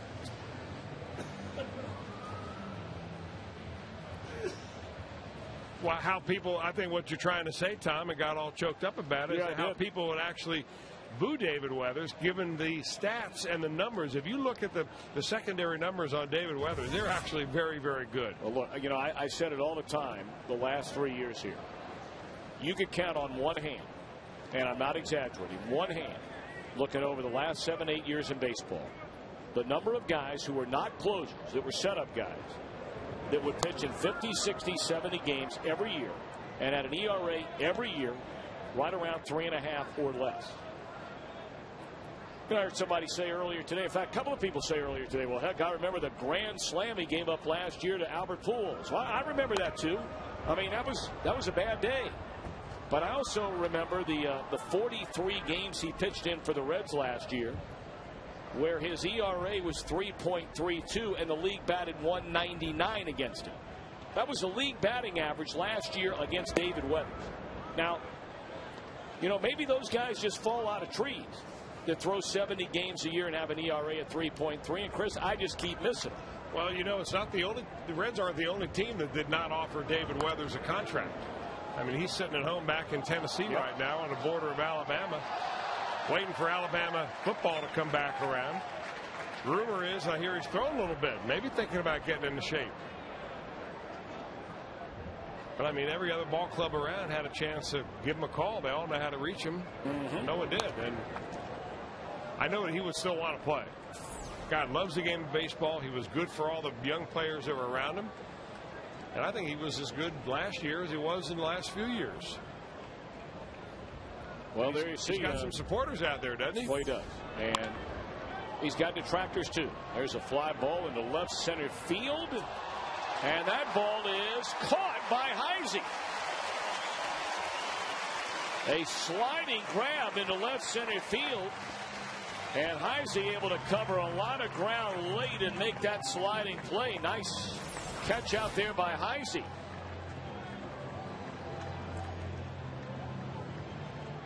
Now we're going to see it again. A little slower motion right here. It looked like he may have trapped that ball, but no, it's got it in his glove. He shows it to the umpire. What a great catch. You know, the way that play was beginning to take place, it looked like it was just going to fall right in there.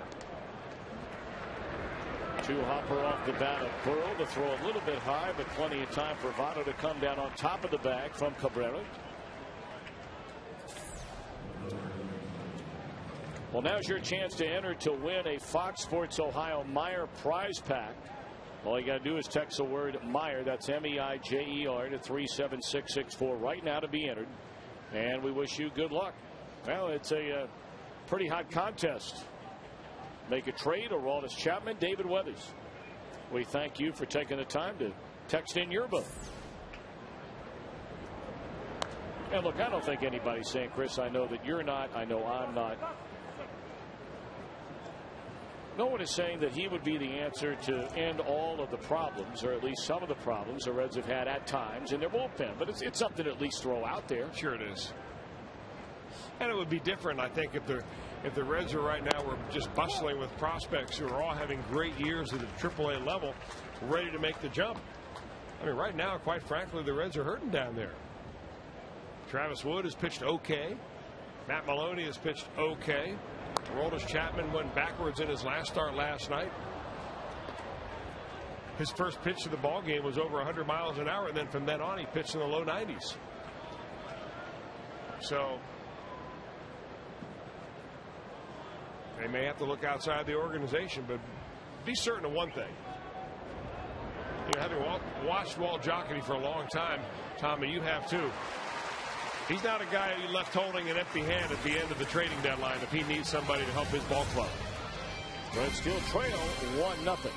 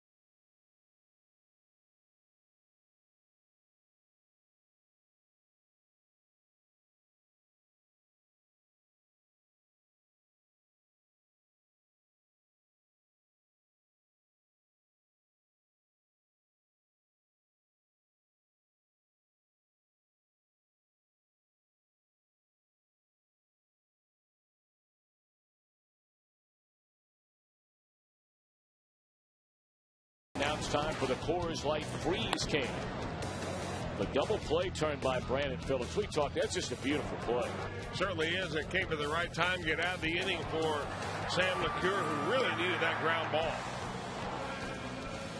So pretty good defense behind you. LeCure's the kind of pitcher that'll use his defense. Pitching a lot of contact. very quietly, he has pitched himself 6 innings of 1-run baseball. That was the Coors Light Freeze Can. Brought to you by Frost Brewed Coors Light. Got to pay the bills. Sorry to interrupt. Oh. Believe me.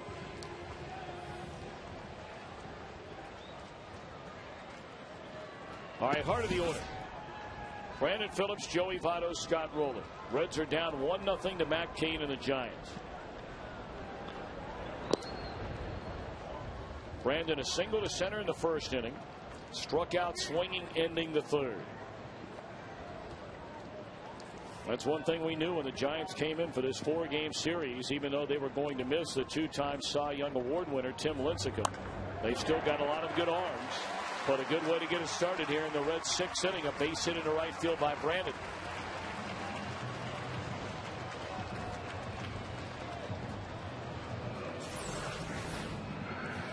Well, when Brandon Phillips does this, he's about as dangerous as anybody around. Slashing the ball everywhere. He's got home run power. We know that.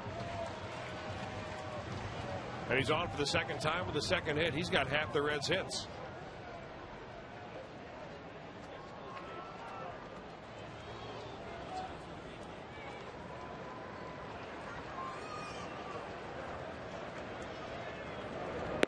Joey Votto looks at ball 1.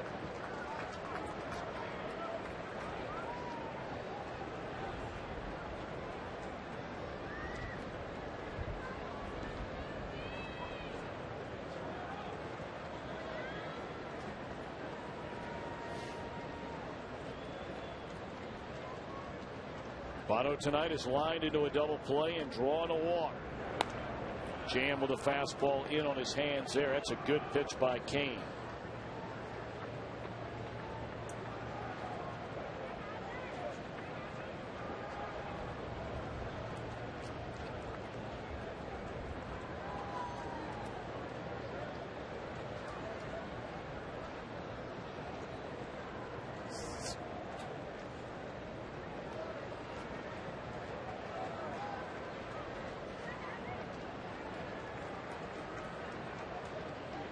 One and one to Joey Votto. Phillips held on over at first base by Posey, and there's a fastball just low.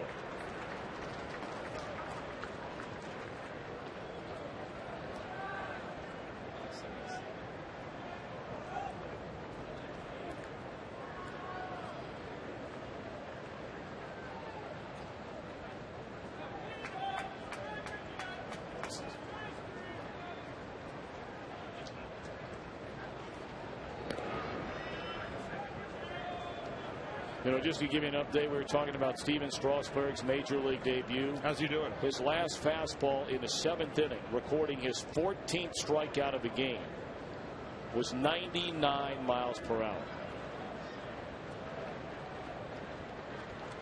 Wow. 2-1 to Votto. Check swing. Did he go? They appeal. Wow. Yes, says Paul Emmel.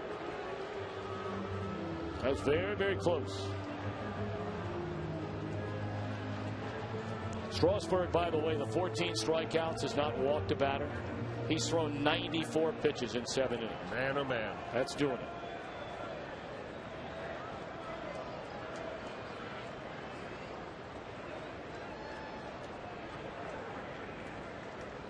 Two and two now to Votto. Cain a look, and a pitch is off the inside corner. All right, now, Mr. Welsh, you have had a very hard time getting hits tonight. You only have a grand total of 4 of them against Cain. 3 and 2, nobody out. Do you start the runner? Well, he's only had 4 strikeouts, so I'm starting the runner right now. I've got a pretty good contact hitter at the plate in Joey Votto. I let him know that the runner's going.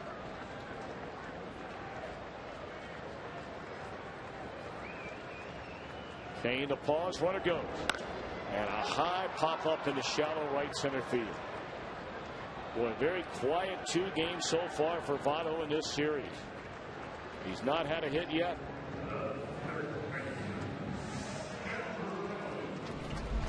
Well, we invite you always to visit the official online shop of the Cincinnati Reds at Reds.com. Authentic classics and the latest apparel. Get your gear straight from the source. Shop the Reds.com official store today. 1 on, 1 out, 1-0 Giants. Sam LeCure has only given up 1 run on 5 hits. And now it's Scott Rowland, who's doubled into right center field and flied out to center.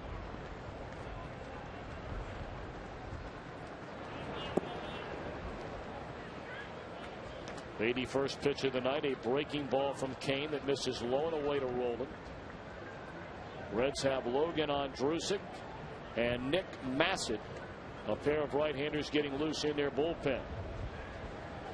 Ondrusek, got to imagine if the Reds are still down, and Massett, should they tie it or take the lead. 1-1 to Rowland. You know, Tom, the more we talked about Matt Cain and about how his earned run average and all of his secondary numbers are so good compared to his win-loss record, here's the reason why. I mean, just comparing him to Tim Lincecum in the last couple of years, this is the run support the Giants have given Lincecum versus Cain. And that's the difference between winning, you know, say 12 to 14 games a year and winning 18 games a year.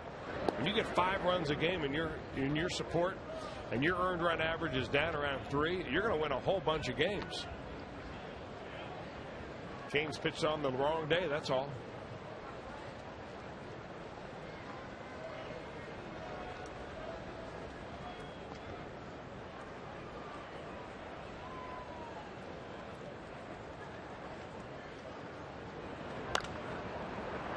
Popped up again. This will be the second out of the inning.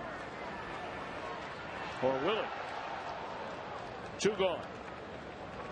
Well, the wind is odd tonight. I mean, usually the wind is blowing from the west, coming down the river from right field towards left field and blowing out, and the ball's carrying much better. Tonight, it's blowing in from center field. Freddie Sanchez has to come a long way to catch up with that baby.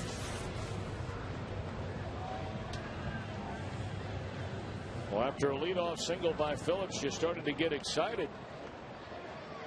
But ever since then, a pop-up by Votto, a pop-up by Rowland. Phillips still stands at first, and here's Jay Bruce, who's fly to center and grounded to first.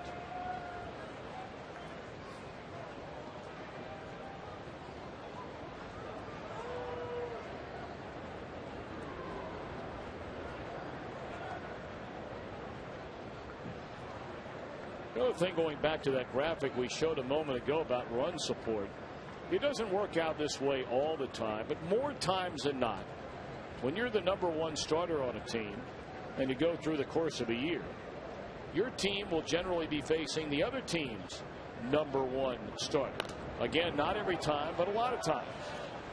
So for that run support in Lincecum's behalf to be such a high number is quite surprising. It really is.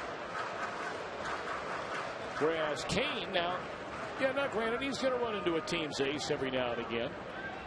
But let's face it, I mean, since Lincecum came up and Cain came up, they have not been an offensive juggernaut against anybody. No, you're right about that. They play in a ballpark that's about as good to pitch in as you'll find anywhere. Runner goes, and Brandon Phillips is out. We go to the 7th, 1-0.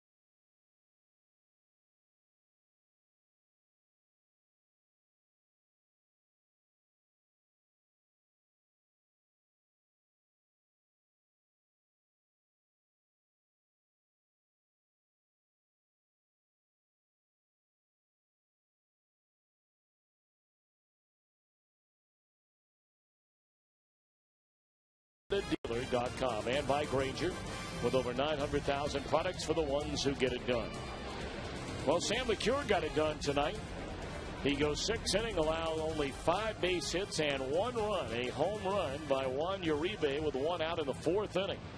That's the only run in this game.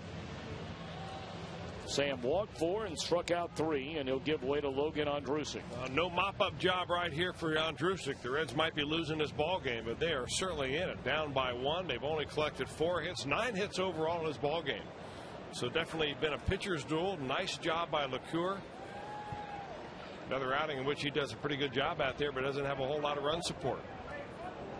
So now the big 6-foot right-hander, 6'8" right-hander. You know, it certainly brings up an interesting debate. You know, what do you do with Sam LeCure? I mean, Homer Bailey's making a start for AAA Louisville, and Bailey clearly made his frustration known right from the start that after leaving that game in Cleveland, that he did not believe he should have gone on the disabled list. He went on it and fully expected to make his start tonight. The Reds said, no, we're not going to let you try and get back into shape at the major league level. There's a fly ball to right by Benji Molina, and that's out number 1. Matt Cain will bat here in the 7th inning. But you know, you have a number 1 draft pick, highly touted draft pick in Bailey, who has had very good moments and not so good moments. And here you have a guy in LeCure, not a highly touted prospect, but a prospect nonetheless, who's come to the major leagues. And I'm not sure there's anybody on the team outside of Mike Leake, to be completely honest, who in his last 3 starts has pitched better than Sam LeCure. I agree with you there. You know what? When you're in the batter's box, you don't care what round that guy was drafted in.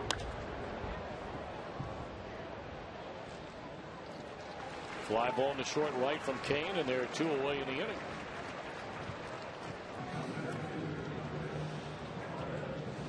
I mean, really, you look around, Arroyo's coming off a great game over the weekend.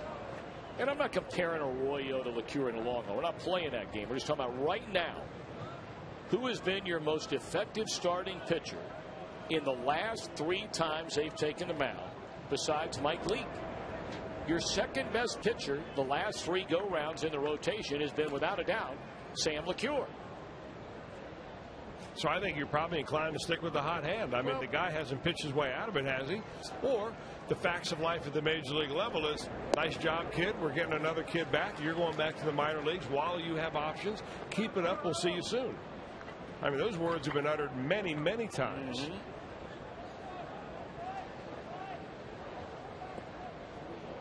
I mean, it was like, I think it was Ken Merker that told me that after he pitched his no-hitter, he got skipped in his next start.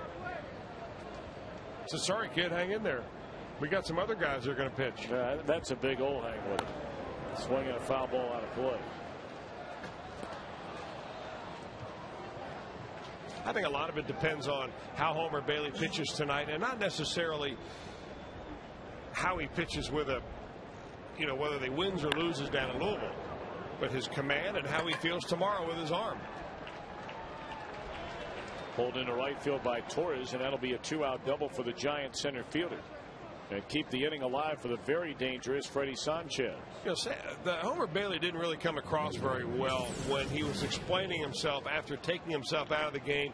He was visibly distressed that he was going off the disabled list, then realizing he was going to miss a start, and didn't think that he'd be sent down to the minor leagues. But I think a lot of people mistake his competitiveness for hard-headedness. And the guy really just wants to pitch and pitch in the big leagues, and sometimes doesn't take advice very well. And this is still a process of maturing for Homer. Well, Brian Price out to visit with Logan Ondrusek. You have Freddie Sanchez coming up. You have a base open, but you have Pablo Sandoval, a switch hitter, in the on-deck circle. Well, I think they're going to go ahead and go right after Freddie Sanchez right here. Unless you get behind, do him 2-0, 3-1, something like that. You got to go right after him. It does not get a whole lot easier here. Sandoval, a switch hitter. Then you've got another left-handed hitter.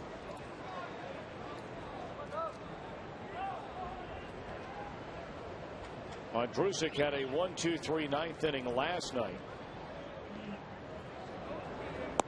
He did not face Sanchez. He came in the batter after him and retired Sandoval, Huff, and Uribe in order in the ninth. It's a big run out there at second base. Huge. 1-1 pitch. Off the outside corner, 2-1. I want to send out happy anniversary to Doug and Kathy Steele, the parents of Danny Steele, one of our interns up here, celebrating anniversary number 31. Way to go, guys. Good for them. Congratulations. Well, a good pitch there by Andrusic. Bottom fell out of that baby. Well, he's got a splitter and he's got a slider. That looks like the splitter right there. You can kind of tell when you pronate the arm. You turn your pinky finger so it's up. Maybe that was a slider. I don't know. Now they see the spin on it. Either way, it was off the table.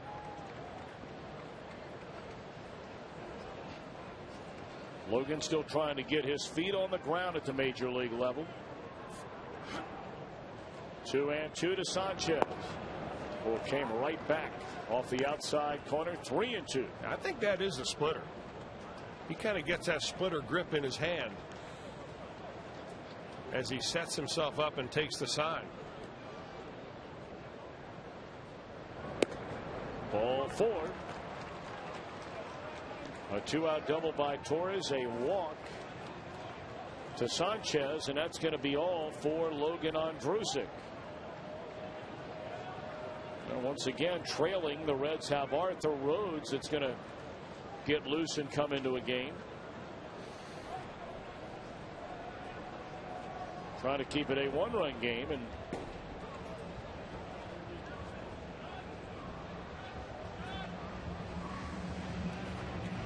this will be our Skyline Chili call to the bullpen. Arthur Rhodes, the 2-on and 2.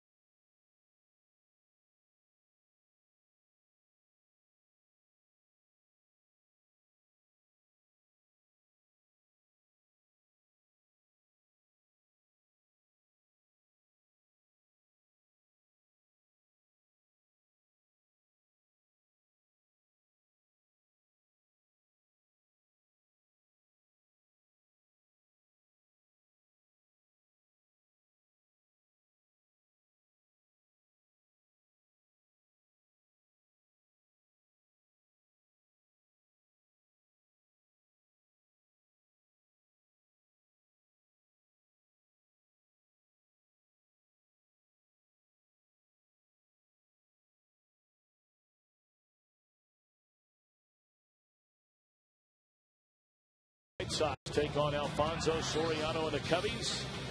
Windy City rivals collide. Fox Saturday Baseball presented by Chevrolet returns this week at 4 o'clock Eastern Time.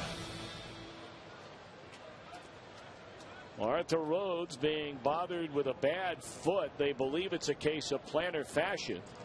And if anybody's ever had that, I had it in both heels. It is extremely painful.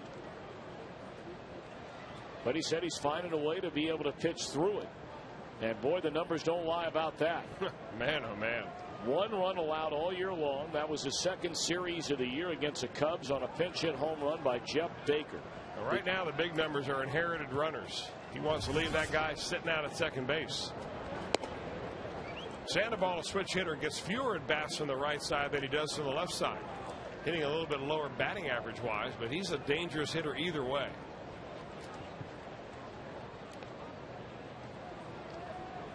Rhodes, of course, came into the game last night, 2/3 of an inning, 1 walk, 1 strikeout, no runs. He came into that game with his team behind by a run. Now, Dusty Baker made the comment after the game he didn't want to use Arthur Rhodes at all, who has ripped off 22 2/3 scoreless innings. So longest by a reliever in the major leagues this year.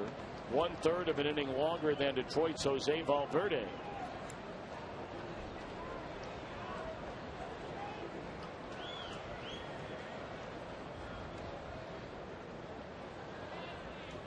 Unfortunately for the Reds, it's the second night in a row that Rhodes is brought in from the bullpen with a team down a run. Fastball high. 2-1 to Sandoval.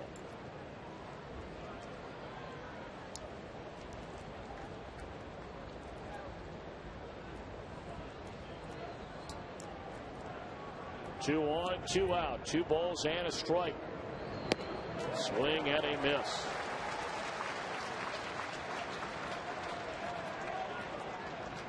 Sandoval, a long walk out of that batter's box after this cut.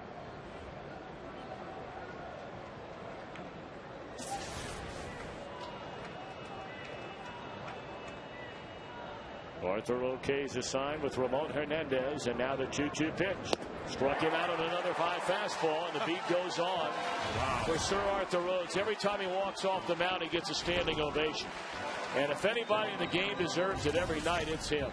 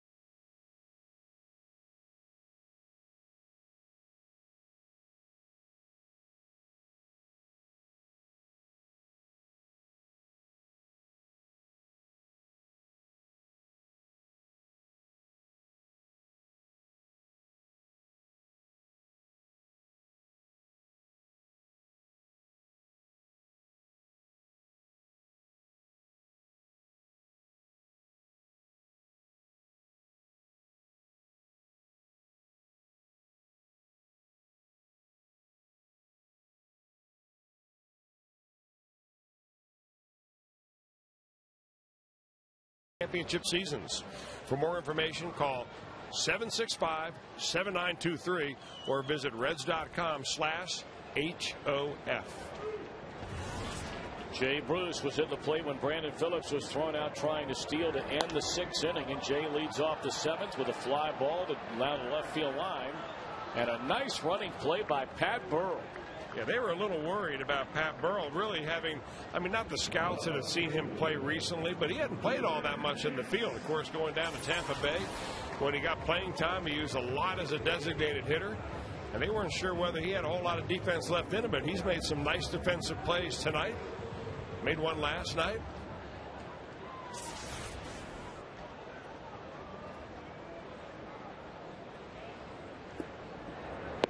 Now Lance Nix, he looks at a strike. Here we are, 1 out into the 7th inning, and Cain has only thrown 87 pitches in the game. He has a pair of complete games in his first 11 starts this season. You know, remembering Matt Cain when he first came up, he's not throwing anywhere near as hard as he did then. He used more big breaking balls back then when he first came up, and now he just kind of putting the ball around the zone a little bit, changing speeds, becoming more of a pitcher and holding back on that fastball until he really has to use it. Off the end of the bat, a little floater into shallow left center that'll fall on a base hit for Lance Nix. So the tying run aboard with one out here in the Reds' 7th inning.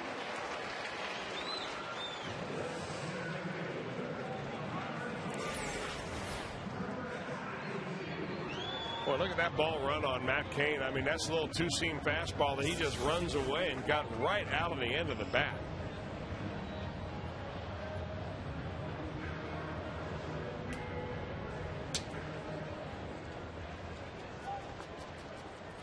Now, Chris Heisey did not look good his last time up.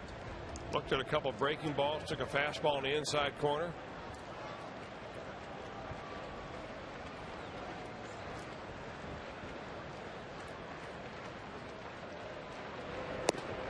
Ball one high.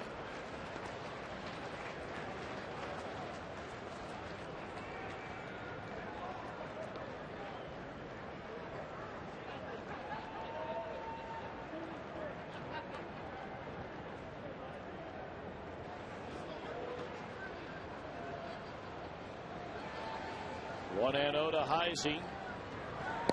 And a fastball is in. Is that a strike? Yes, it is. Late call there by the home plate umpire, Bill Hine. You know, it looked like Chris Heisey's up there guessing, trying to figure out one pitch ahead what Matt Cain has thrown him. Because otherwise, you'd be hacking at this fastball. I mean, it looked like seemingly it was coming down the middle.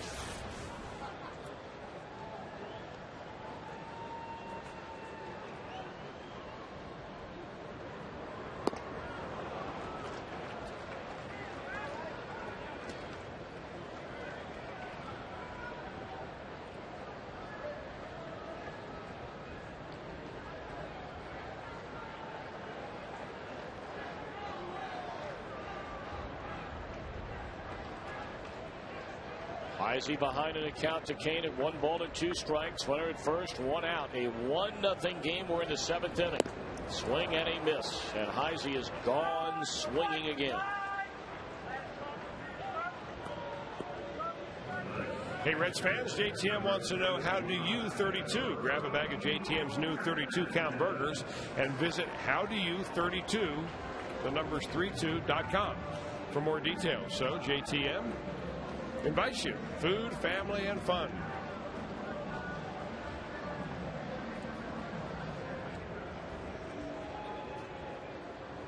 Now Ramon Hernandez with Nix a tying run at first and 2 away here in the 7th inning.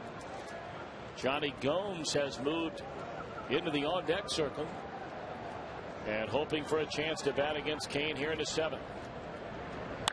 And he might have that chance. Sliding play, however, made in center field by Torres, and that'll end the inning. A hit, a man left. On we go to inning number 8. Still 1-0 San Francisco.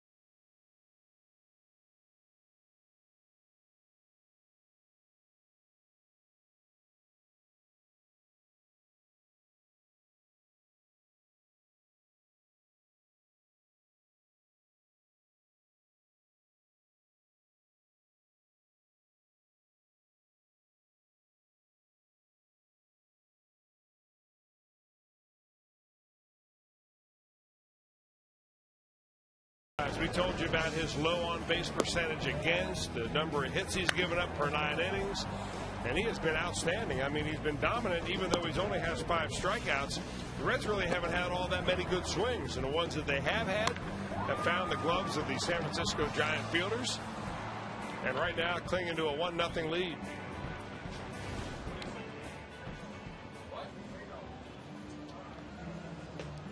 So far, nothing but goose eggs in the important columns for the young Giant right-hander.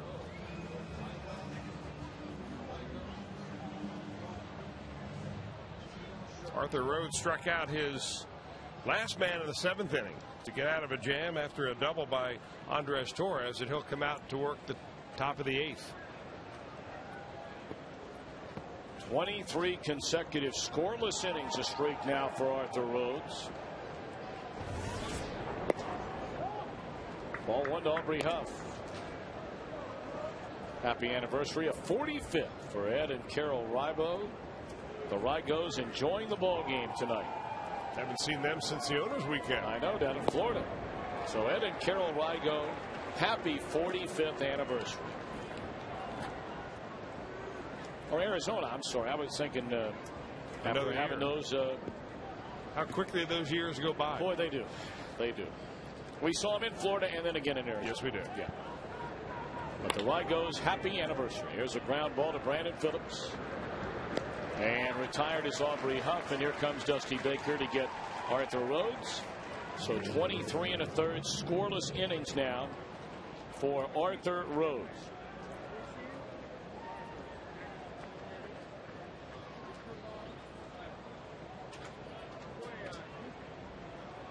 He'll get a nice round of applause when he comes out of the game. Nick Massett's going to take over for him. But I mean, if you're a Reds fan, I'm not sure that you can appreciate the job any more than the performance that has been turned in all of last year and again so far this year by Arthur Rhodes.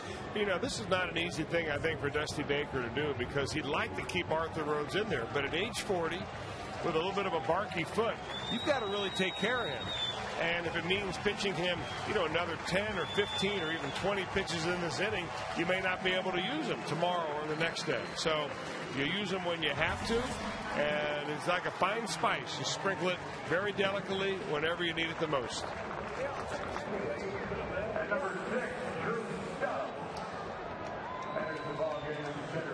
Part of a double.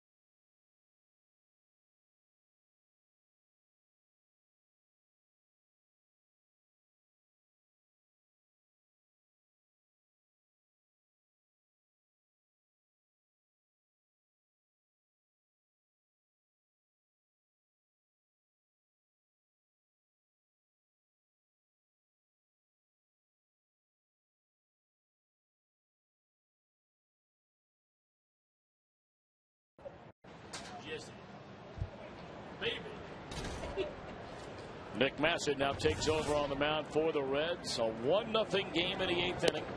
And he's on to face Juan Uribe, who brought in the lone run tonight with a home run back in the 4th inning. Oldie Drew Stubbs, part of the double switch, takes over in center. He'll bat 9th in the order, which means he's due to lead off when the Reds bat in the bottom of the 8th. 2-0 to Juan Uribe. Masson picked up his first National League save. That was on Sunday against the Washington Nationals in that seesaw battle. He's got one now in the American League, one now in the National League. And he's fallen behind 3-0.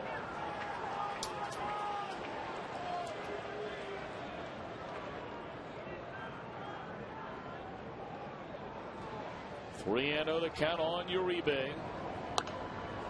And Hacken 3-0. Why not when you're going like he's going right now? He's got the green light as soon as he gets up in the morning.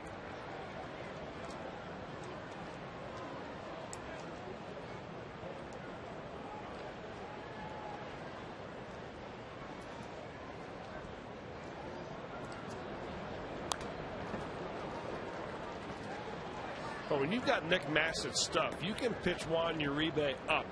Because he's telling me the way he holds the bat that he loves the low ball. In fact, we've already seen it in this game and in last night's ball game. Lashing hard at the pitches down around the knees and below. Holding that bat way high, just waiting to drop the head. Sort of a half swing two-hopper down to Joey Votto, and they're 2 away in the Giants' 8th inning.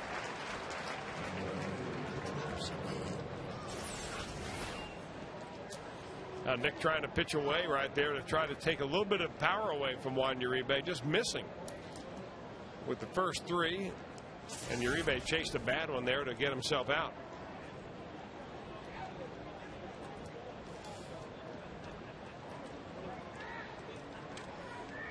Now Pat Burrell.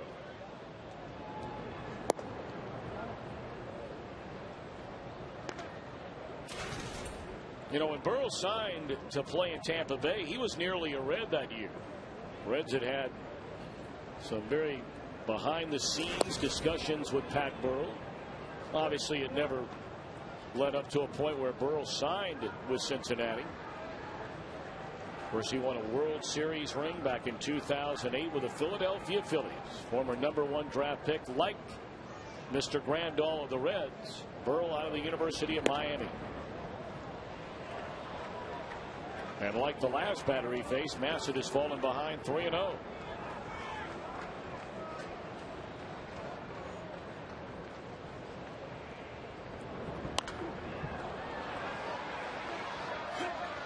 And like the last batter, a 3-0 green light. Foul out of play.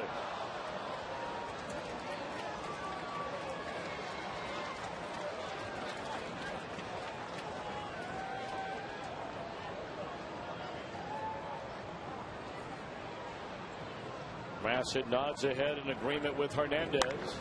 And there's a liner into right center field. It'll make its way to the wall. And Burrell into second base, sliding with a 2-out double. Now that's a big run out there, and they're going to pinch run for Pat Burrell.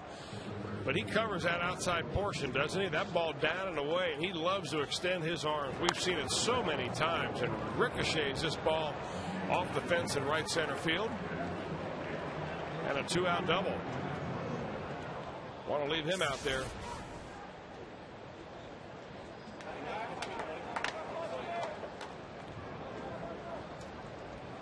Well, now running for Burrell is Nate Scherholtz. He'll stay in the game to play the outfield. They'll probably start moving some pieces around out there. Scherholtz, a very good defender. And here's Buster Posey.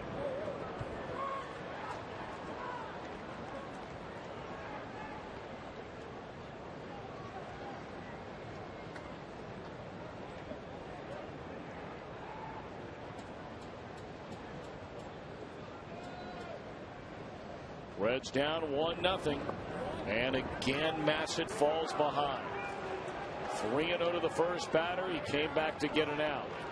3-0 to Burrell. Went to 3-1. He doubled. And now 2-0 on Posey. Yeah, the thing that's kind of troubling here is the fact that he's gone 2-0 with 2 breaking balls back to back. I mean, Posey's just feeling his way around the major leagues. I know he's a good fastball hitter, but you know, if you're Nick Massett, you're thinking, hey, I'm throwing 95, 96 right here. How about letting me spot it in there for a strike?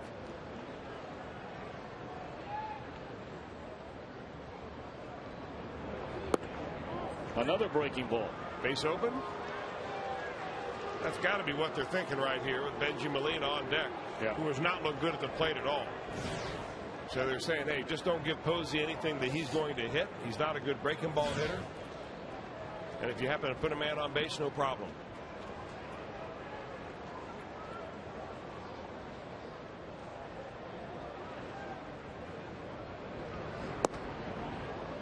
Four-pitch walk.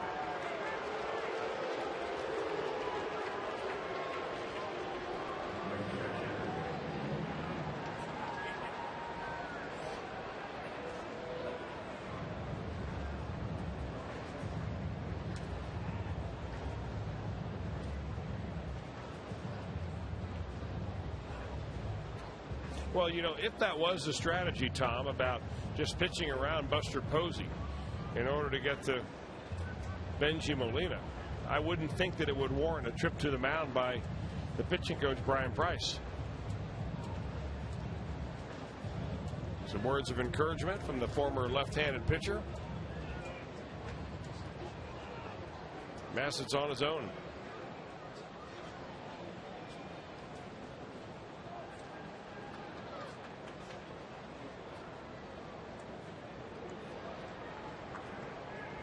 All right, Shearholt's a runner out at second base. It is Posey now at first after the walk, and here is Benji Molina. Molina 0 for 3 is grounded to second, bounced into a double play, and flied out to right. In there, a strike. The crowd facetiously cheers a first pitch strike from Massett.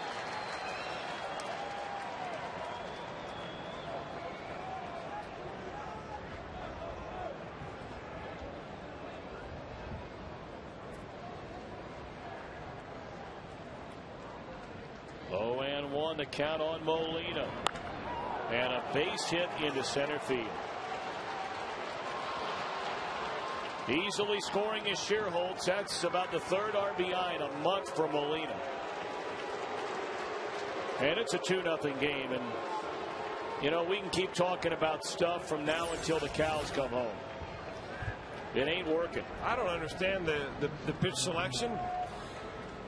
Nick Massett would certainly not want to throw that breaking ball and hang it up there again. And the way Molina's been struggling at the plate, you almost do him a favor by throwing him something off speed, but he hits it into center field for a base hit. That's the second run of the game. And the way that Matt Cain is pitching, that's a big run. That is not an exaggeration about Molina. Some might have thought that was a tongue-in-cheek comment. It wasn't at all. 4 for his last 52 with 1 extra base hit coming into the game tonight. And in the last 25 games, he had 2 RBIs. Now, he's had a very good career, and we know he's better than the way he's been hitting lately. And you see him sort of shaking his head with a grin over there at first. And Cain with a base hit. Wow. 3-0 Giants.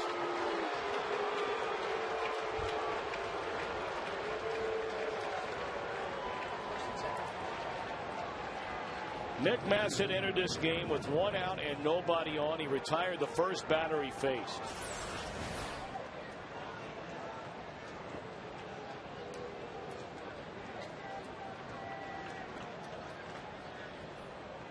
For Matt Cain, that's his second hit tonight. That's double the number of hits he had the entire year coming in. And that's his first RBI. So 1-0 is gone to 3-0 literally in the blink of an eye. A 2-out double, a walk, and back-to-back run scoring single. Now Andres Torres.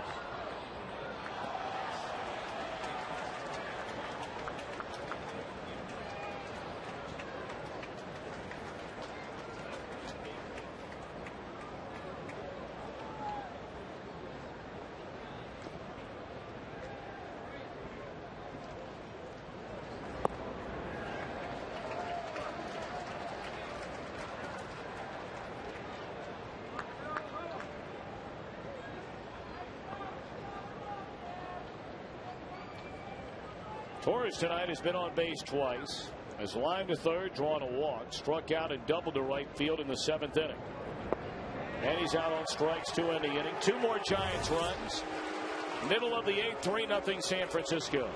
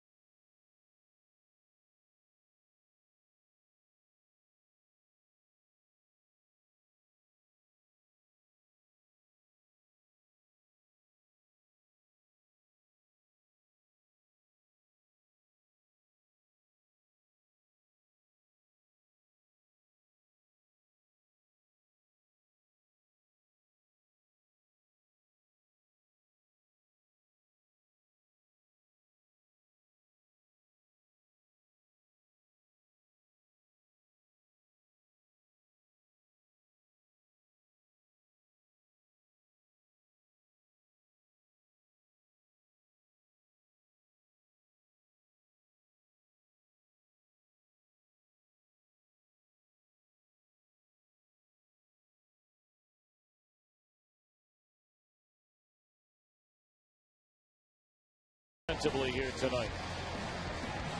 And really, that's been the story almost every night.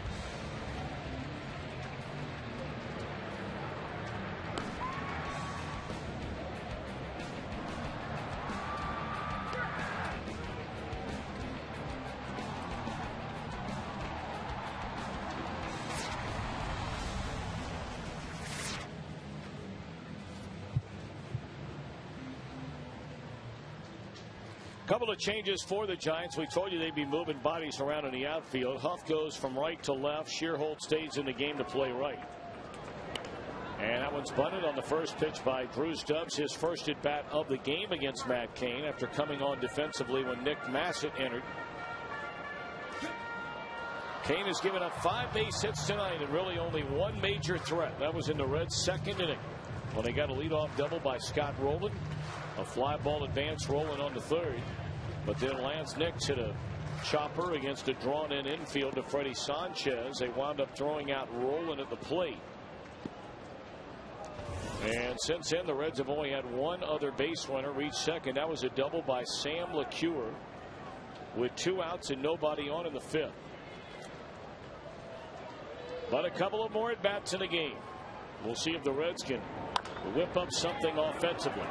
Uribe going to cut it loose, and Stubbs called out at first. Wow.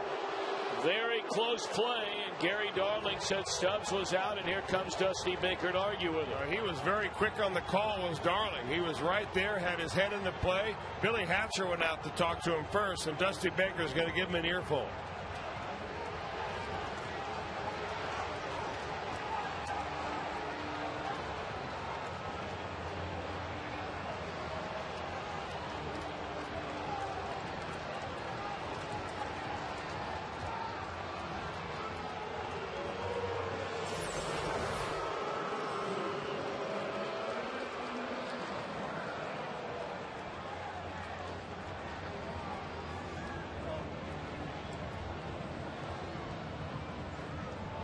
Safe.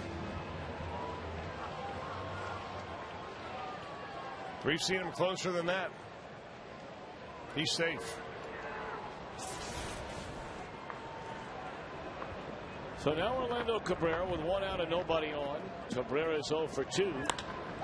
That ball is hammered to straightaway center field, but Torres will go back and get it. Boy, Cabrera's hit a couple of balls tonight right on the screws. 1 run down and left by Burrell in the 5th, and here in the 8th by Torres, and just like that, 2 gone.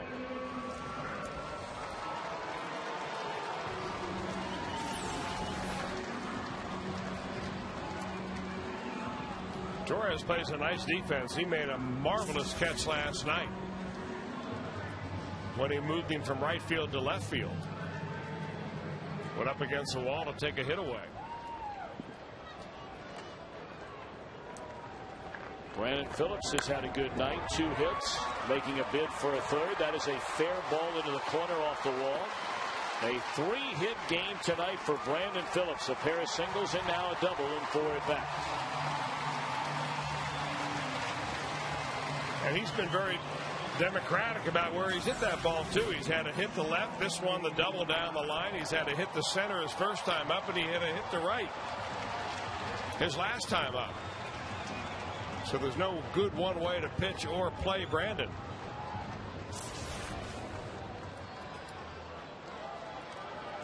Now Joey Votto looking for his first hit in this series. 0 for 3 last night, 0 for 2 with a walk tonight.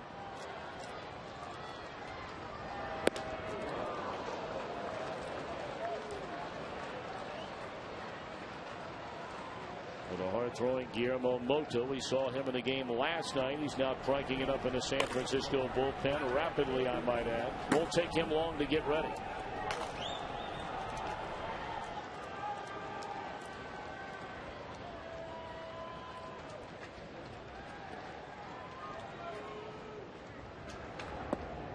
One and one to Joey Votto.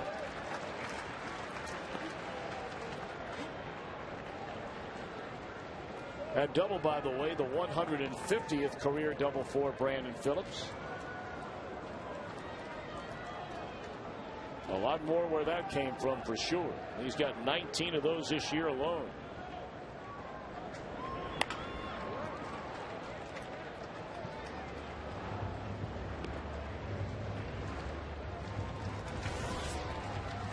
.100 pitches on the night now for Matt Cain.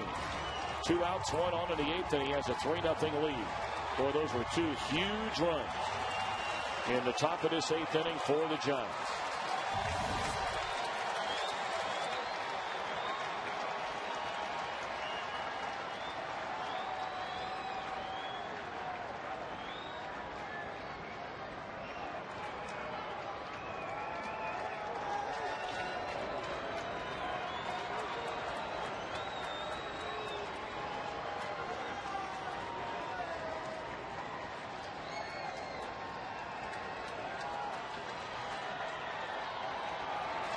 Crowd looking for something, anything to get excited about here tonight.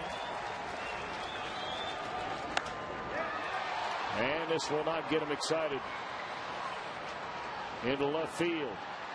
And Torres calls off Huff. 1 hit, 1 left. We go to the 9th. Giants lead 3-0.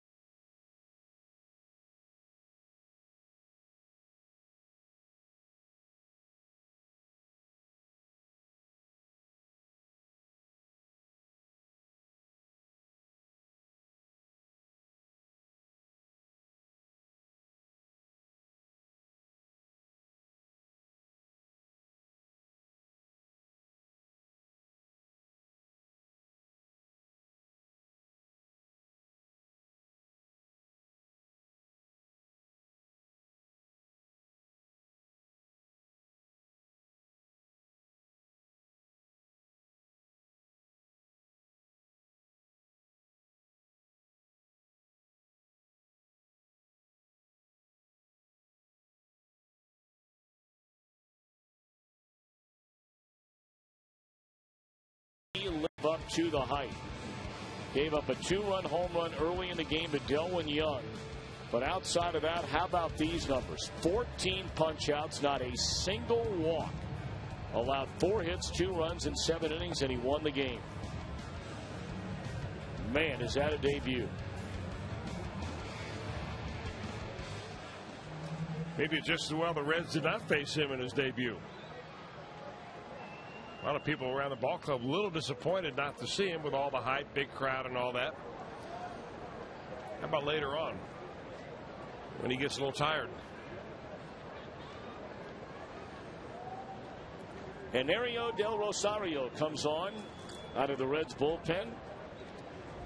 Del Rosario, an inning, allowed 1 hit, no runs. Of course, he gave up a hit that allowed 2 runs to score in the 7th inning, put on by Daniel Ray Herrera. But, you know, we talked about it, Chris, last night. We saw Logan Ondrusek tonight, threw the ball very well. And Del Rosario, we've seen him throw it well since coming up from the minor league. So while they may not figure into your primary plans as a 7th inning guy or an 8th inning guy this year, they certainly can set the foundation for their major league careers this season in some role and get people out for the long haul. Good play there by Rowan to throw out Freddie Sanchez. Well, don't miss a Scott Rowland bobblehead. As if on cue, that'll be this Saturday. The Reds and the Royals, the first 30,000 fans get a Scott Rowland bobblehead thanks to Kroger. Call 513-381-REDS or go to Reds.com.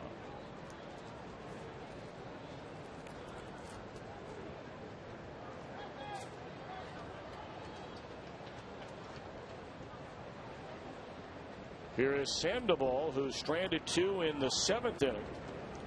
And Arthur Rhodes came in to strike him out.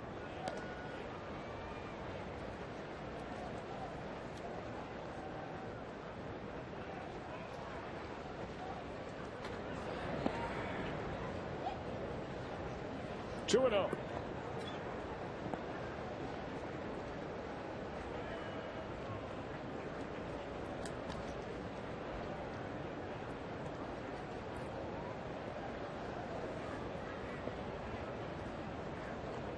Three runs, 9 hits. The Giants have left 10 men on base. No runs, 6 hits for the Reds, and they have stranded 6. 2-1 to Sandoval.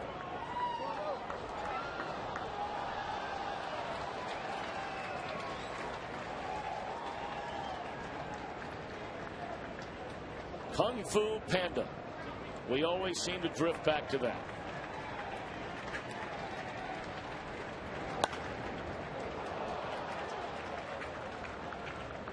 Shot into left field, a base hit by Sandoval.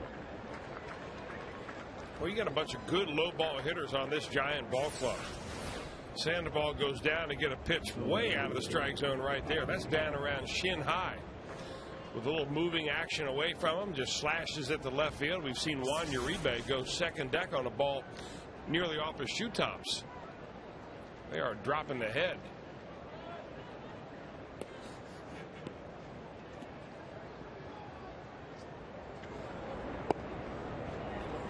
Now Aubrey Huff, he looks at ball 1 away.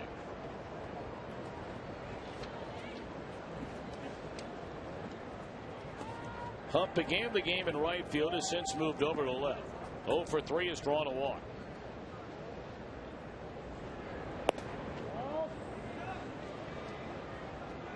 Off the outside corner, it's 2-0. Reds in the bottom of the 9th. They'll have Scott Rowland, Jay Bruce, and Lance Nix due up. And Del Rosario trying to keep it a 3-run spread. 3-0.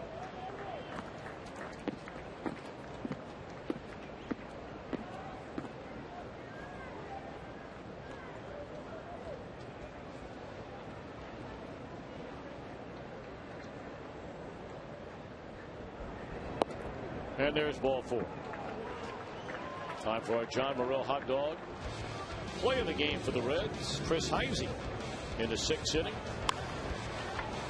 Ball driven into left center field by Juan Uribe, and a sliding grab by the rookie center fielder.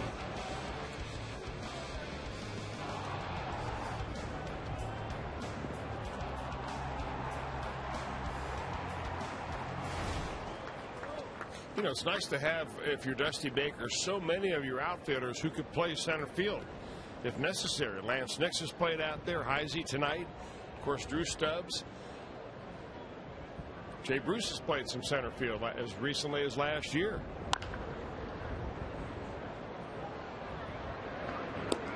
Roland will throw out Uribe for the second out.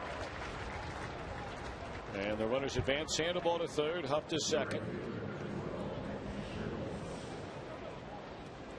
Final numbers for Homer Bailey at AAA Louisville tonight. 4 1/3 innings. Walked 2, gave up 6 hits. That's 8 base runners, and 5 of them scored earned runs.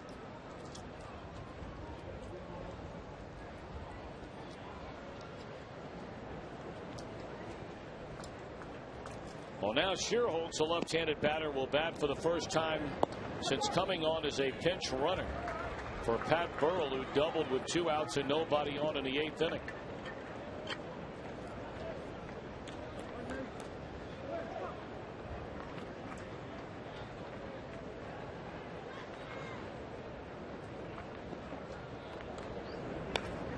Fouled away, and Del Rosario ahead of him at 0-2.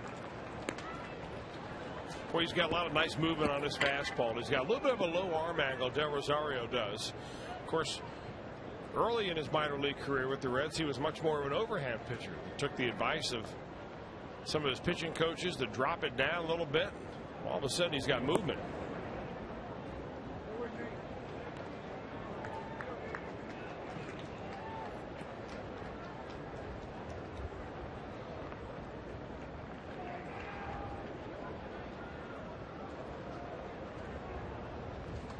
One and 2.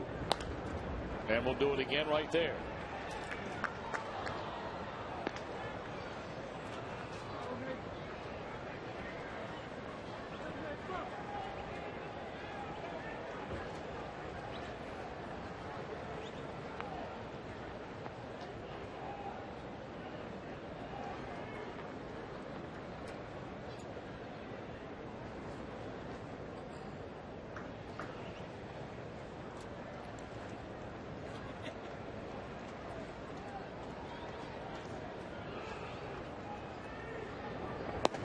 Struck him out to end the inning. Reds coming to bat in the bottom of the ninth. Do they have a rally in them? Down 3-0.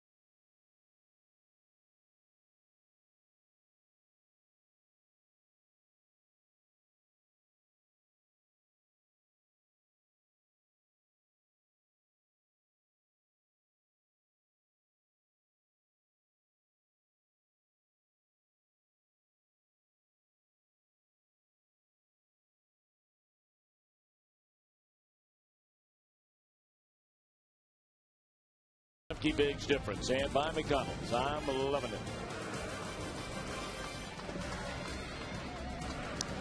Don't forget, after every Reds game, Fox Sports Ohio breaks down the game and talks to the players and coaches on Reds Live. Brought to you by Kings Honda in the Kings Auto Mall. Visit KingsHondaUSA.com. Travis Ishikawa takes over at first base for the Giants, replacing Buster Posey here in the bottom of the ninth inning. Matt Cain going for his 3rd complete game of this season, and this is 12th start. He has a 3-0 lead. Scott Rowland, Jay Bruce, Lance Nix to start it with the Reds down 3-0.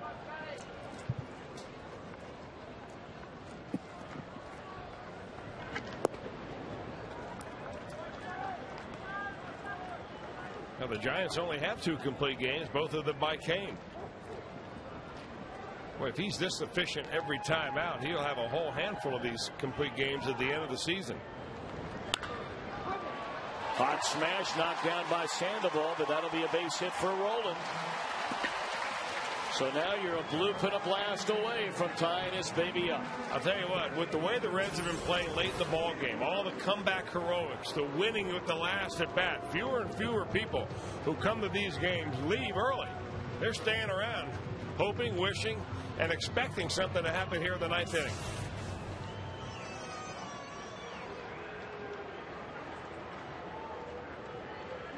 Well, Brian Wilson, their closer, who's pitched in each of the last 2 games for the Giants, is up and getting loose in a hurry right now. Now Jay Bruce swinging a foul ball out of play. A 3-hit game for Jay last night against a left-hander. An 0 for 3 tonight against a right-hander Cain. Of course, a lot of guys 0 for tonight. Brandon Phillips has 3 of the 7 hits. Scott Rowland has 2 of the 7. So there's 5 from 2 guys in your lineup. And a lazy pop up into left field. 1 away.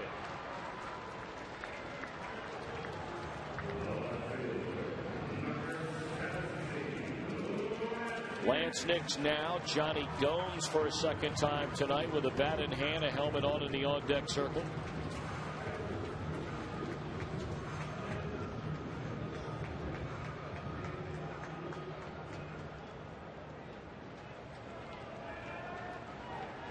Reds coming off that weekend series when they won the final 2 games in D.C.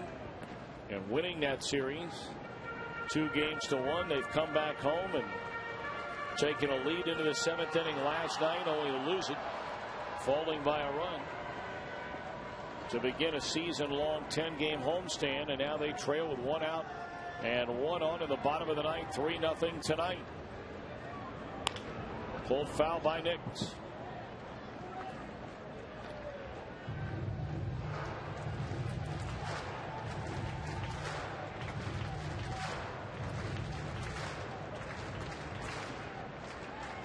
The Giants have missed on numerous chances to bust this thing wide open.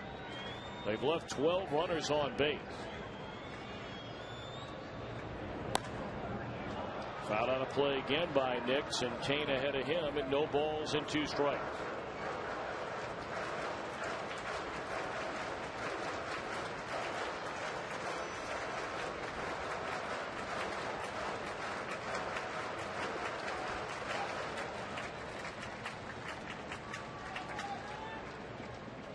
We're talking about Cain going for number 3. Already 5 complete games this year for Roy Halladay, his first year as a National Leaguer. Like even Jamie Moyer on that list. Yep.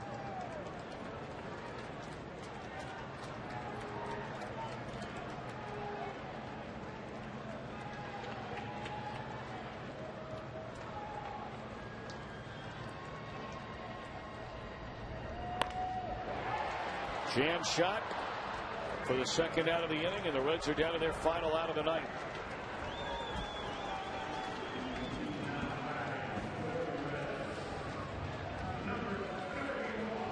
Johnny Gomes to bat for Del Rosario, who goes a scoreless inning, allows a hit, a walk, and a strikeout.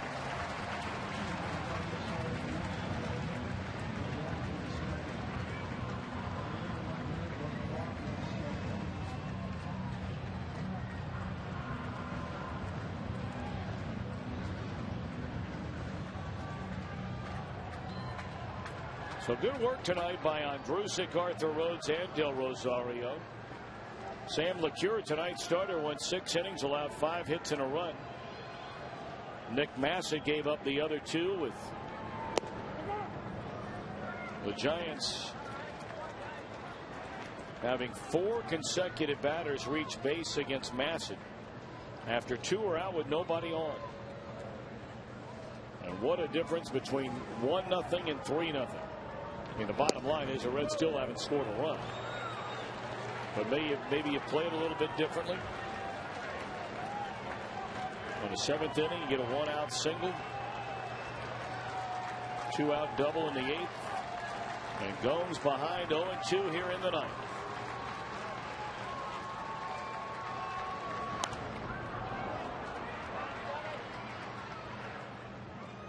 Matt Cain still looks so effortless with his delivery up there. Ball comes out of his hand very nice. I mean, it's just all over the hitters. He's thrown 92. Sometimes when a pitcher throws 92, he's getting whacked all over the ballpark. But it's a quick 92, if that makes any sense. The Reds have really had a hard time trying to center it. Crowd trying to get behind Johnny Gomes. We had a good pitch to hit right there and fouls it straight back.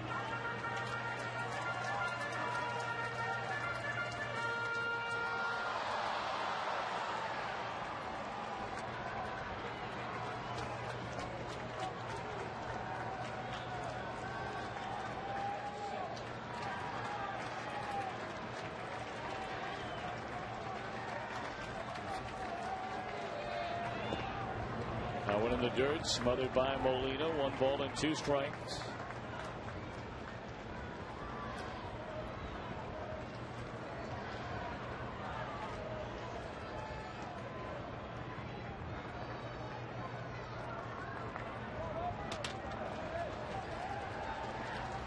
Gomes trying to keep this 9th inning alive. Reds down to their final out.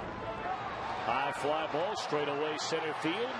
Torres to get it, and the game is over. Matt Cain, a complete game, 7-hit shutout, his 3rd complete game of the year. And the Reds have come back home and lost the first 2 games of this 4-game series to the Giants. 3-0 the final tonight. Well, they've seen some pretty good pitching. They saw 3+ innings of great pitching out of the Giants bullpen last night, and 9 innings of great pitching by the Giants starter, just a youngster. Matt Cain comes out, throws his 3rd complete game of the year, a shutout, his 2nd one of those, and the Giants so far have taken 2 of the first 4 games that they'll play here at Great American Ballpark. Reds have to regroup, come back tomorrow, and see if they can't get back on the winning side. And of course, that is something the Reds have done pretty regularly this year. Just when it looks like they might be going into an extended slide, they find a way to come back and get it going, and they're going to need to do that starting tomorrow night. So the final 3-0. Cain goes to 5-4. Sam LeCure, the tough luck loser, is 1-2. Yeah, he pitched a lot better ball game than it shows on paper right there. But in 6 innings, he only gave up 1 run to Sam LeCure, and we're going to see him again, I hope. Certainly kept his team in the ball game, and that's all you can ask. That's all you can ask, indeed. So Jim Day standing by as we're set to begin Reds Live. Jimbo, take it away. Tom, thank you very much. We'll look for answers coming up on Reds Live. As you said, the Reds dropped the first 2 games of this 10-game homestand, and no relief for this Cincinnati team. Last night, the bullpen let them down. Tonight, it happened again, but when you don't score a run, doesn't matter that much because the Giants on the mound are terrific. 3 straight pitchers the Reds will face, including tomorrow, with sub-3 ERA. And Matt Cain tonight, the first pitcher this season to throw a complete game against Cincinnati. And the Reds will look for a split. It's a 4-game set. 2 more versus San Francisco. They'll have to take both of those for a split. A lot to talk about.